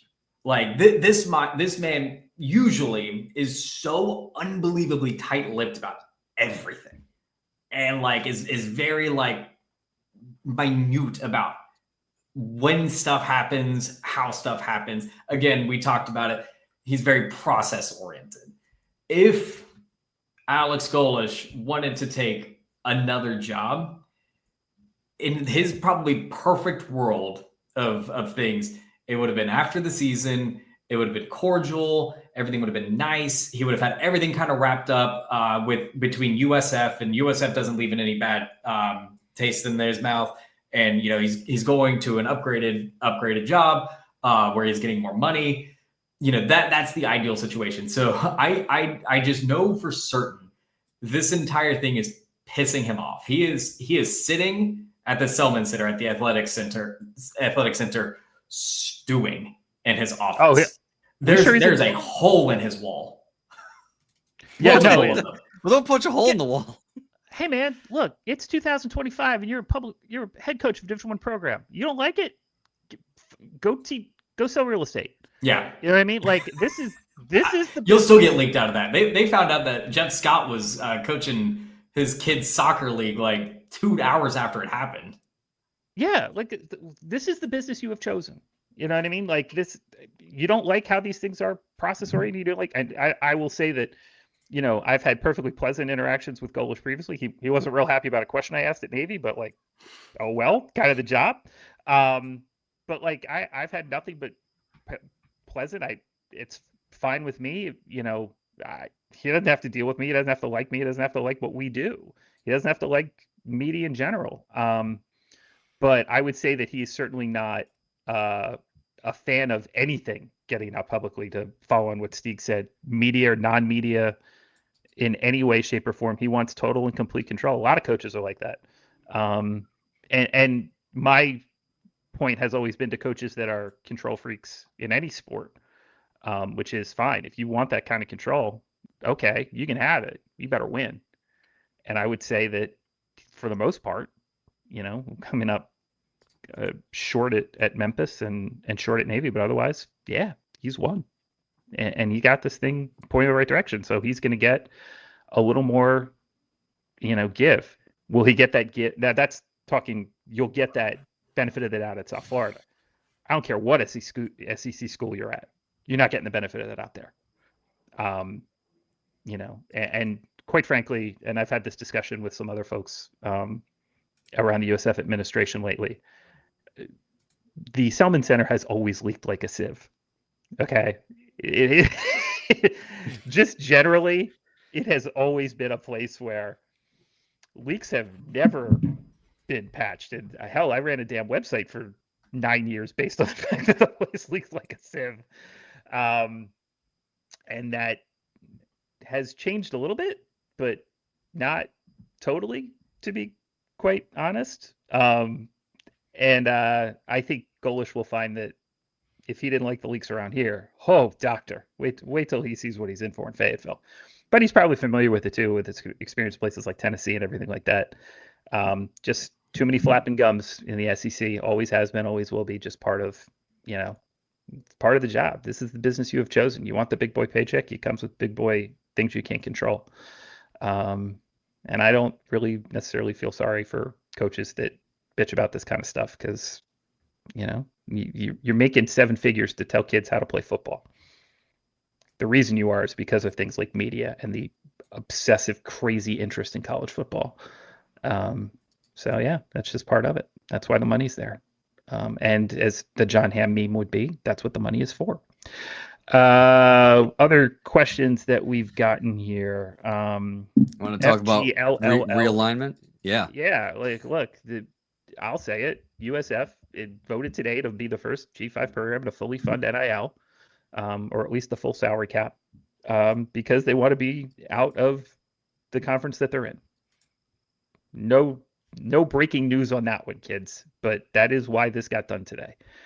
And I would doubt that there is an administration or a board of trustees more invested in the future athletic success of their university anywhere in the country more than what we have seen at the University of South Florida over the last 24 months. And this is just following on to that. You don't hire Rob Higgins unless you want to get out of this conference and you think he can be the guy to help navigate those paths. And I think USF, when the carousel spins again, is as well positioned as anybody in the country to be on the other side of the P4 wall when the gate gets lifted again. But we'll see. Those decisions get made ahead of us, but then we become the backfill. And once the backfill happens, I think we're the number one school in terms of backfill now. Yeah. I mean, again, I think it's very clear the direction that it's going. You're either paying to be included, which we have seen many schools do that. SMU, probably the most paramount example of it. You are either pushing your chips in to say we are going to be a part of this and fully fund it, or you're not. And whatever that divide looks like isn't going to be completely streamlined. You know, to me, the best case scenario out of all of this is that you basically get a mixture of you know, all of these schools that have decided to push all their chips in, and you can finally just re-engage conference realignment and put them in the right numerical settings. Because right now, when you look across the board, it's a mess. Like the American Athletic Conference just posted their like tiebreaker scenarios of how they're going to decide it. This is a mess. And it's the same thing is happening at the ACC. The same thing can happen at the SEC. The same thing can happen in the Big Ten if, you know, the chips fall that way. It's a mess. Like a 20-team conference is not a viable strategy at this point. You know, I understand that the SEC wants all the money. I understand. I mean, everyone's chasing the same dollars, the thing. Everyone's chasing the same eyeballs, the same media rights deals and everything like that. These need to be more streamlined so you can truly have the best teams play in your conference championship games year in and year out, so that you're not having a 6-way tiebreaker and the last option is a coin flip. Like, that's unreal. Like at least in the NFL, you have your divisions and you have mostly out of conference, but you have your division. So you can basically say, yes, okay, we can definitively say either by, you know, point differentials as your tiebreaker, if things are tied, you can definitively every single time say this team was the best team in the AFC South. This team was the best team in the NFC South. And if it was close enough, then those people go to the playoffs anyways. We don't have that at all in college football. Go on, Colin. So, I know you're chopping at it. Yeah. So here's UCLA, my favorite example, because I've often said I screwed up. I went to a school in warm weather. I should have gone to a Pac-12 school. So UCLA probably would have been like a school that I would have loved to have attended. Basketball program last night got beat by Cal. Their coach in 7 years got to one Final Four during the COVID year and has not gotten past the Sweet 16 since. I watched him blow a 20. I was in there in Vegas watching him blow a 20-point lead in person to Gonzaga in the second half of the Sweet 16 2 years ago. They're a disaster. They made the feel-good hire football-wise of Foster. Clearly just somebody who was in over his head. And you can tell in 2 ends, one by his record and 2 what happened after he left, as UCLA pulled off maybe the biggest upset of the season over Penn State. as soon as he left. Not very process oriented. UCLA gymnastics is playing their road meets at like Happy Valley and Piscataway. Okay, how does that make sense? They're broke. They're flying across the country. This makes absolutely no sense. And they're in an 18-team league for all sports. The SEC, I think, makes a little more sense, but having it be taking away divisions and having 18 schools with no divisions, it's not a problem this year just because of the way things have broken out, but in the long run, that's going to be an issue. Have an SEC championship game, but just go back to divisions. And I know that there's downsides to that, but if you just play, you want to play 9 games, you could have 20 teams if you want to play 9 games. You could legit have a 20-team league. You play everybody in your league once, and then you play a championship game with the 2 best. Like that's sustainable. And those schools geographically are much, much more aligned than the Big Ten is. But otherwise, something's going to happen here. And I don't know where it's going to happen or how it's going to happen. Is it taking all the media rights and pulling them and then having conferences break out certain percentages, based on ratings or whatever it is? But do we separate football and everybody else? Do you have a separate conference for men's and women's basketball and volleyball that you do for college football? But something's got to give here, because not having that commissioner, not having that oversight, not having any sort of body that has any control over any of these programs, this is the end result, and it's chaos and insanity. And I think at some point, whether it's Congress that gets involved or some sort of, the thing is, the lever that's never been pulled is, Congress could just go and say, all right, if you don't follow these sets of rules on college athletics, we're just not going to give you student loan money. And that breaks every school in America. Like, I don't care I don't care if you're Ohio State or freaking Wake Forest. These institutions subsist off federal student loans. That's how these kids can afford to go to college and pay all these outrageous amounts of tuition. So Congress has full oversight here of whatever the hell they want to do. But until we get some kind of federal regulation or some sort of authority or some sort of body, the system makes absolutely no sense, and we are just going to live in a constant state of flux and transition. For USF, I think that's particularly a good thing right now, because being in a state of flux and transition allows them the opportunity to push the edges a little bit more, and put themselves in a position when the dust does settle, that they'll be in the right spot. But yeah, that's kind of where I'm at. Yeah. Got a fun one from going back a little bit. We kind of skipped over it. Where is it from? Oh, geez. Vamp. Here we go. Michael Brown. If Golesh leaves, what do we set as the floor for a new coach? 4, 5, 6, 7 wins. Feels like we just got hit with a meteor and we were back in the Stone Age. What do you think, fellas? I mean, settle down. Okay, look, Brownie. Look, I love you, buddy. And again, I'm sitting in the lovely home you sold me. But settle down, okay? The level of investment in this program has made it the best job in the G5. We may have a little bit of a transition here, but it shouldn't be a long one. And the expectations at South Florida should be, if you don't win in year 1, you need to at least be competitive in November in year 2 in this current environment. Now, that is not something we could have said under Jeff Scott, and that is not something we could have said under Charlie Strong. But with the amount of investment that this program has made at an institutional level, floor with next year's schedule is cupcake as hell too, except for the Bama game. It is cupcake. Floor, at least bowl game. You know what I mean? Assuming you can get somebody in a reasonable amount of time and hit the portal with some reasonable alacrity. Floor, bowl game. Ceiling, playoff. Just because the institutional support is just so much greater than it was 2 and 3 and 5 years ago. Like, it's unbelievable. We got money. You got money, you should be able to win, especially in this environment.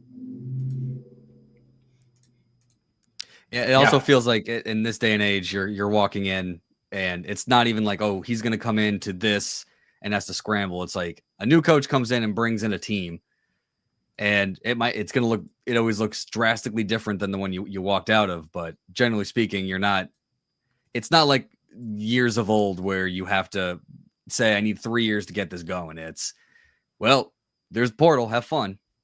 You ain't got Steve, 3 years. think? We are the kings of 3 weeks. We invented year zero. This website here invented year zero, year -1, year -2. Like, we gave coaches so much string and benefit of the doubt and so much rope to get things turned around in the old era. We had basketball coaches come in and we were saying, okay, welcome to year -2. It's going to take you that long to fix this disaster. Like, we totally have been on board and been patient. In this environment, and I mean, in basketball, you don't even get 3 months anymore. Like, in basketball, you need to basically bring your kids with you and be prepared to win right away. But in football, the old 3-year model, that's out the window. At most, you get a year now. At most, in this portal era. Just where it is. Yeah. I mean, you get 3 weeks to fix it. Realistically, like, it's now the clock starts no longer, you don't get you don't really even get your press conference layup anymore. Like, that used to be the easiest win you could get, but now it's, why are you wasting time doing a press conference when you can be out recruiting? It's a very bad, in some aspects, era of sports to kind of look at, because it's guns blazing now, man. If when this becomes official, I'll point to the Eric Morris situation, actually, because that's official and we can speculate about that. There's no reason for Eric Morris to be coaching North Texas against Temple and then onward. No reason. Absolutely no reason. But he's a good person. He's a good person. No reason for him to do it. Listen, right. It's probably hurting him at his next job to do it. But it's we watched it happen with our previous head coach. We watched him say, "Oh, I want to go out honorably and coach through a potential championship and yada yada yada." And you know what you do after that? You get screwed by your recruitment. Then because you're double dipping at that point. You're not double dipping. But I think things are different now a little bit because of personnel departments. So. Right. Your personnel department is doing so much of your recruiting for you. And I assume Oklahoma State already has some sort of personnel department in place. I don't know if Eric Morris is bringing some personnel people with him, but they're doing so much of the recruiting nowadays. And quite frankly, look, we talked about this with multiple coaches at AAC Media Days. This is not the old days where you like fly a kid in and like pick him up at the airport in a limo and like drive him around and show him what his jersey would look like and put it up on a scoreboard, yada, yada, yada, which was always NCAA questionable anyway. But that's not what happens anymore. You send a kid a virtual tour of the school in his email box and an offer. We'll pay you this much money. Multiple coaches tell me that, yeah, like the one that jumps out at me is we asked John Summerall about it at Tulane, and we said, how many kids on your team never set foot on your campus before you sent them an offer, or anything? And he said, well, my starting quarterback, yeah, Jack Retzlaff, never set foot on Tulane's campus before he was signed as quarterback at Tulane. That's just how these things work now. So in this different era, if you've got a personnel department, a coach certainly needs to work with the players that have already been signed or, are on the roster presently and take those meetings. But I don't think it's the massive disruption that it used to be. Even when Jeff Scott did it for, what was that, 6 years ago now? 5-6 years ago? I think it's different now. Honestly, the hard part is going to be North Texas plays at home versus Temple this Friday. Now you're walking in there. You already accepted the job at Oklahoma State. You're playing. What kind of reception you think he's going to get? It should always be still cheers and you're still a coach until the end. But you think that's what's actually going to happen when he steps onto that field again? Man, it's North Texas. Those kids are too busy. Like, I went to that tailgate. It was the biggest game of their history I was at. And they were like, yes. I was like, this is the biggest tailgate in your school's history? I'm like, really, guys? Like, this is what you got? Like, this is the amount of enthusiasm? It was... it's an art school. You wouldn't think of North Texas as an art school, but it's very soft sciences oriented and arts and music, yeah, very arts and music school, and that showed. So I hope that they greet him warmly, especially because they still have a chance to get to the playoff. You know what I mean? Mm-hmm. How crazy would it be to like be buoyed a coach that's like literally led you to the freaking college football playoff from Denton, Texas? I mean, they ain't doing that. And I'll tell you that much right now. I will say, like, for this game, obviously, the adjustment probably isn't much. You probably already had your game plan. You're already practicing. You have that. But as you keep going, if there's a conference championship and then a playoff game down the line, as the days go on, you start putting your Oklahoma State hat on a little bit harder, and you go like, man, who are we gonna play against the 12 seed? Texas Tech. I really got to go Cruton, guys. You guys figure something out, or whatever. Oh, if they're playing Texas Tech, like, I mean, I don't. Vince Lombardi and Nick Saban couldn't figure out how to get over on that one. They're gonna get road paved by Texas Tech. Man, that offense though, it's one of those things like you turn around and go like, how did they score 21 points in 2 seconds? Because their receivers can get deep and can get to the deep third and still get open and still have guys flying underneath zones, and that's not going to happen against Texas Tech because they're not going to have time to let those routes develop because Texas Tech's just going to maul them up front. Yeah. By the way, private air travel, Zoom, like these are all things that you're going to be able to work through. I think it's fine, and I think for the group of 5, quite frankly, that's going to if you're going to be able to get a good coach in the future, you need to show grace and kindness to the coach that you currently have. And I hope South Florida understands that. This weekend. Nope, that ain't happening. Well, Pipe dream. I'm talking administration wise. The fans are not the fans. yeah, fan wise. I don't think it's gonna be very fun on Saturday. I'm gonna be honest. My suggestion on Twitter that we should hopefully not boo the crap out of Alex Golesh if he is signed somewhere else was not warmly received by the huddled masses on Twitter. I still think it's the right thing to do. I think look, man, he rebuilt this program. It was an absolute shit fire, and now it's a very respectable program. Partially because of FF, partially because of institutional investment. I think now it's literally the best job in a group of 5. Because of that, I would like to show a little grace and class here. I think that's the right thing to do. And also to recognize these seniors that were a part of the turnaround. They came up 1 game short, but they were definitely part of turning around this program. And I would like to see their coach, the guy that they bought in with, be able to finish the season. Doesn't seem like the fans necessarily agree with me on that one. No, it's the huddled masses. It's funny. It's the win immediately mindset has toxified everyone's brain into thinking that they're owed more than they are. Candidly, Golesh has been one of the best things that's happened to the university. He's been aligned with the university administration and gave his all. I mean, man slept on a cot in his office for the first 4 weeks of the job to try to fix this because he knew it was going to be a problem.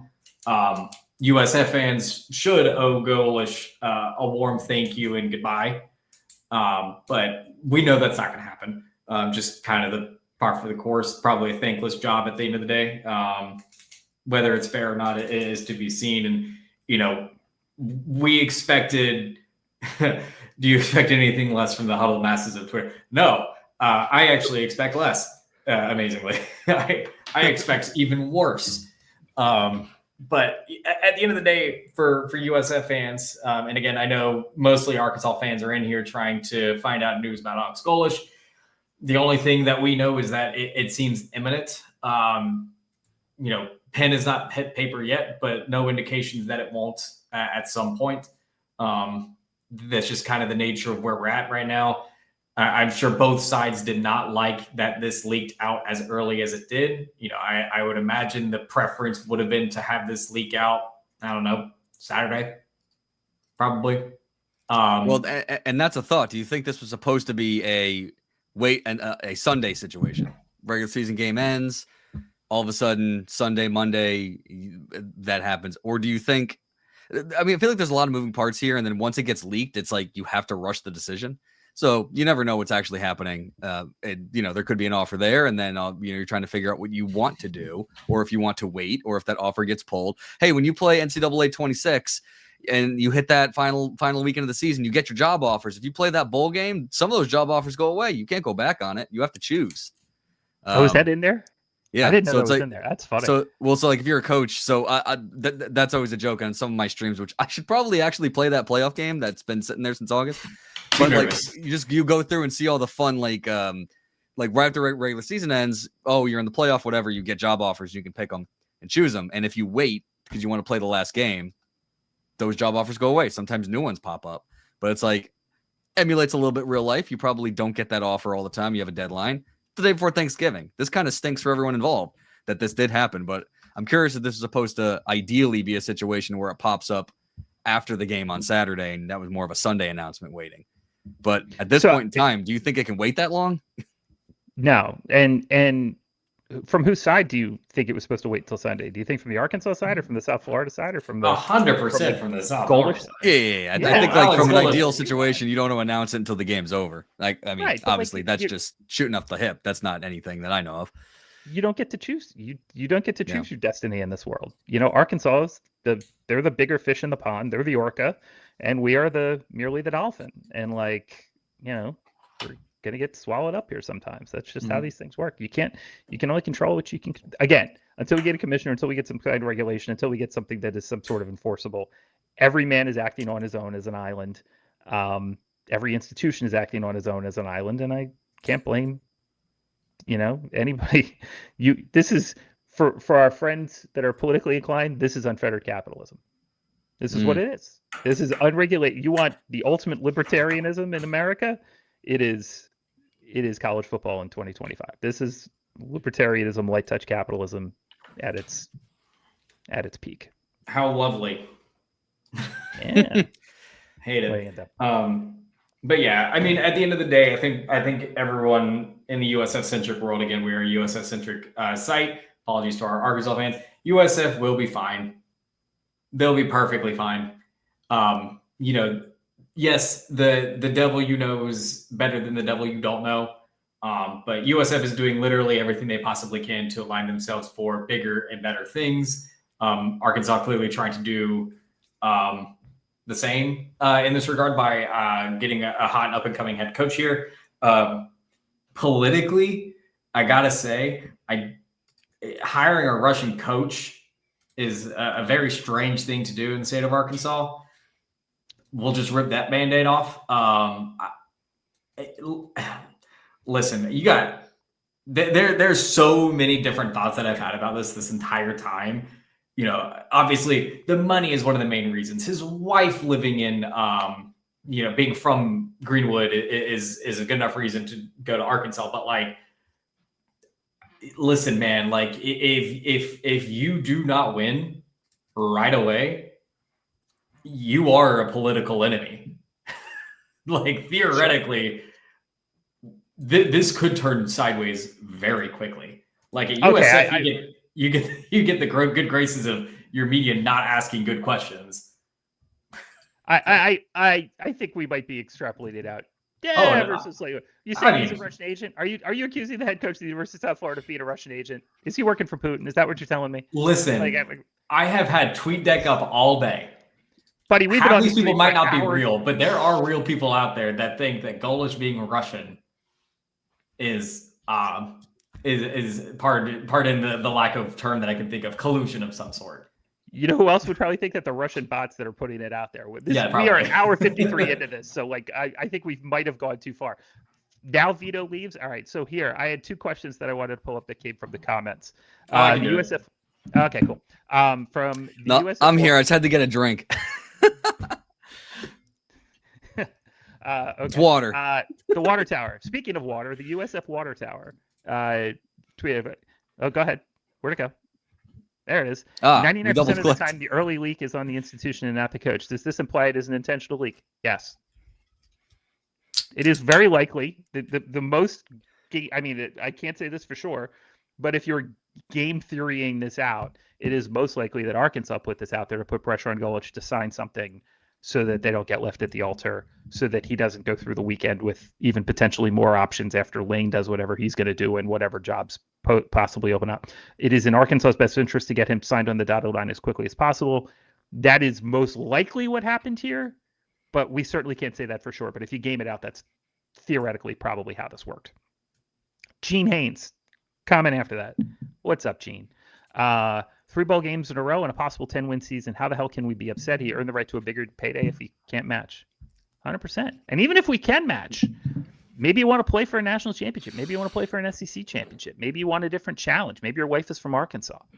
So, I understand people are pissed, but I don't, the need, I guess I'm too deep in it at this point, to just be a fan and just react as a fan anymore. But we hired the man to do a job. He did a job. Now he's been offered a lot more money to take a job somewhere else. You know what happens when that happens to me? I had a job. I got offered a better job that paid more money, and I did a great job for the job that I had previously. But then I took the job that paid more money, and I went on happily. It's the same thing here. You know what I mean? And I'm not going to begrudge anybody who makes that decision.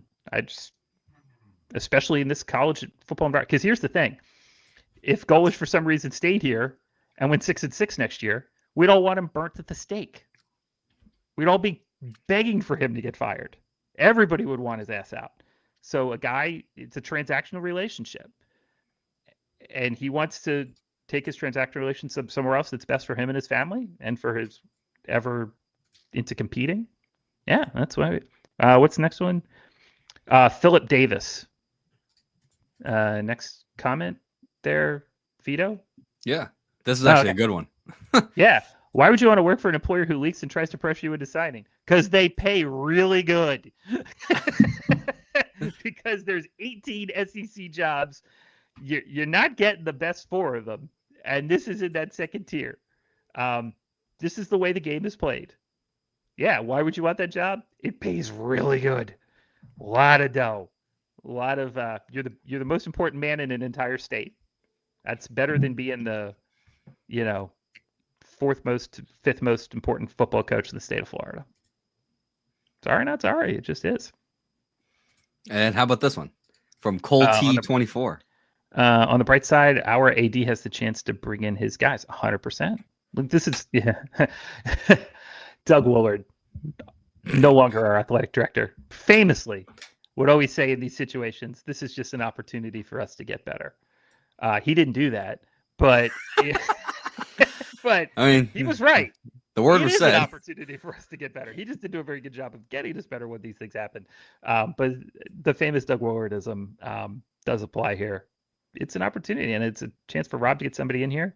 And knowing Rob, I think we'll get somebody with a lot of personality. Gregarious will be a community leader as much as they are a football leader. That tends to be how these things go. Yeah.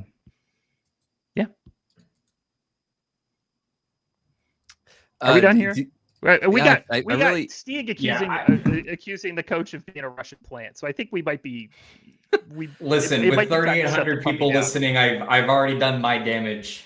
I can't wait for that to be all over social media. Robert Stieg of the Bay Area Examiner thinks that Alex Golesh is a Russian agent, double agent. By the way, are we getting these 3,800 people? Or any of them coming from RT News? Like what? Oh my God.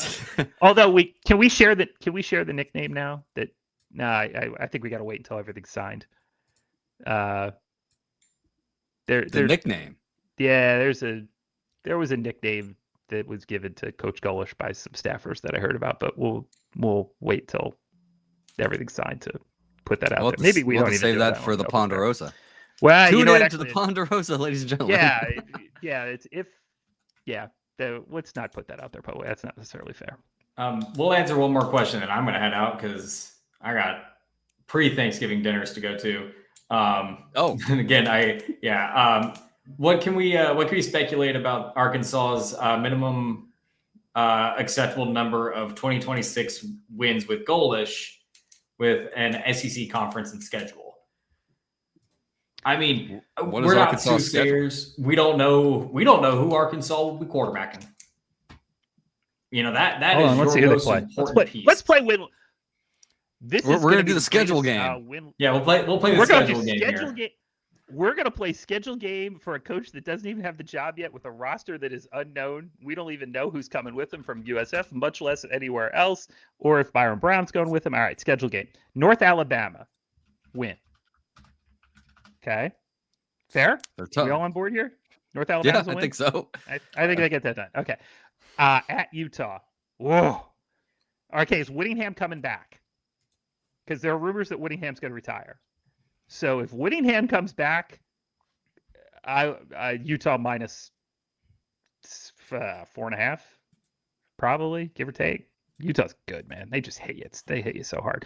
Tulsa, win. Georgia, oof. LSU, Oof. Lane's not going to need a lot to rebuild. LSU, probably a loss. Missouri. Eli still at Missouri? Probably not. If Lane's at LSU, as you just technically just pitched, I mean, Drink might be a UF. Yeah. Okay. So if Drink's at UF, then Drink might be at Ole Miss. Mizzou, Eli has definitely outperformed there, so they might be. That would be a very similar situation. I think Arkansas and Mizzou would be similar situations. South Carolina, Beamer still there? You'd have to. That's tough, man. That's probably honestly, for Arkansas, that's probably a win. I think South Carolina might be in the situation that I think a few other teams are, where they're kind of like, yeah, I'm good on firing my coach right now. I'm good. Sellers is gone, right? Yeah, Sellers is gone, and he'll be in the NFL. Games in Fayetteville, we'll give him the 3 points at home. 3 points for home. On a neutral, call it a pick 'em, and we'll give him 3 at home. Sure. Okay. Win. Tennessee, probably a loss, because I think Heupel's staying put. Although Heupel versus Golesh will be fun. Hilarious. Oh yeah, great matchup. That'll be fun. Okay. It's gonna be 5 hours long. Okay, here are the road games. At Auburn. Oh, doctor. Ooh, Summerall. John Summerall versus John Summerall versus Alex Golesh. The Tulane USF game we did not get this year. We get next year in the SEC. Oh man, Auburn's gonna have more. Maybe not. I don't know, man. Oof, that's tough. I'll give it to Auburn because it's at Jordan Hare. At Texas, I think Sark probably stays at this point. So Arch in Texas for sure. At Texas A&M, yeah, they're going to be that's a wagon that's not going anywhere for a while. And then at Vandy, Clark Lee. That's SEC, man, every week. They're not a good conference. No, definitely not. No, not at all. Just can't wait to hear about New York Jets QB Byron Brown.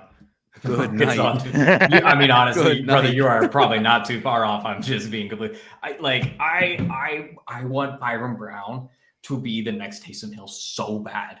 He would be so good.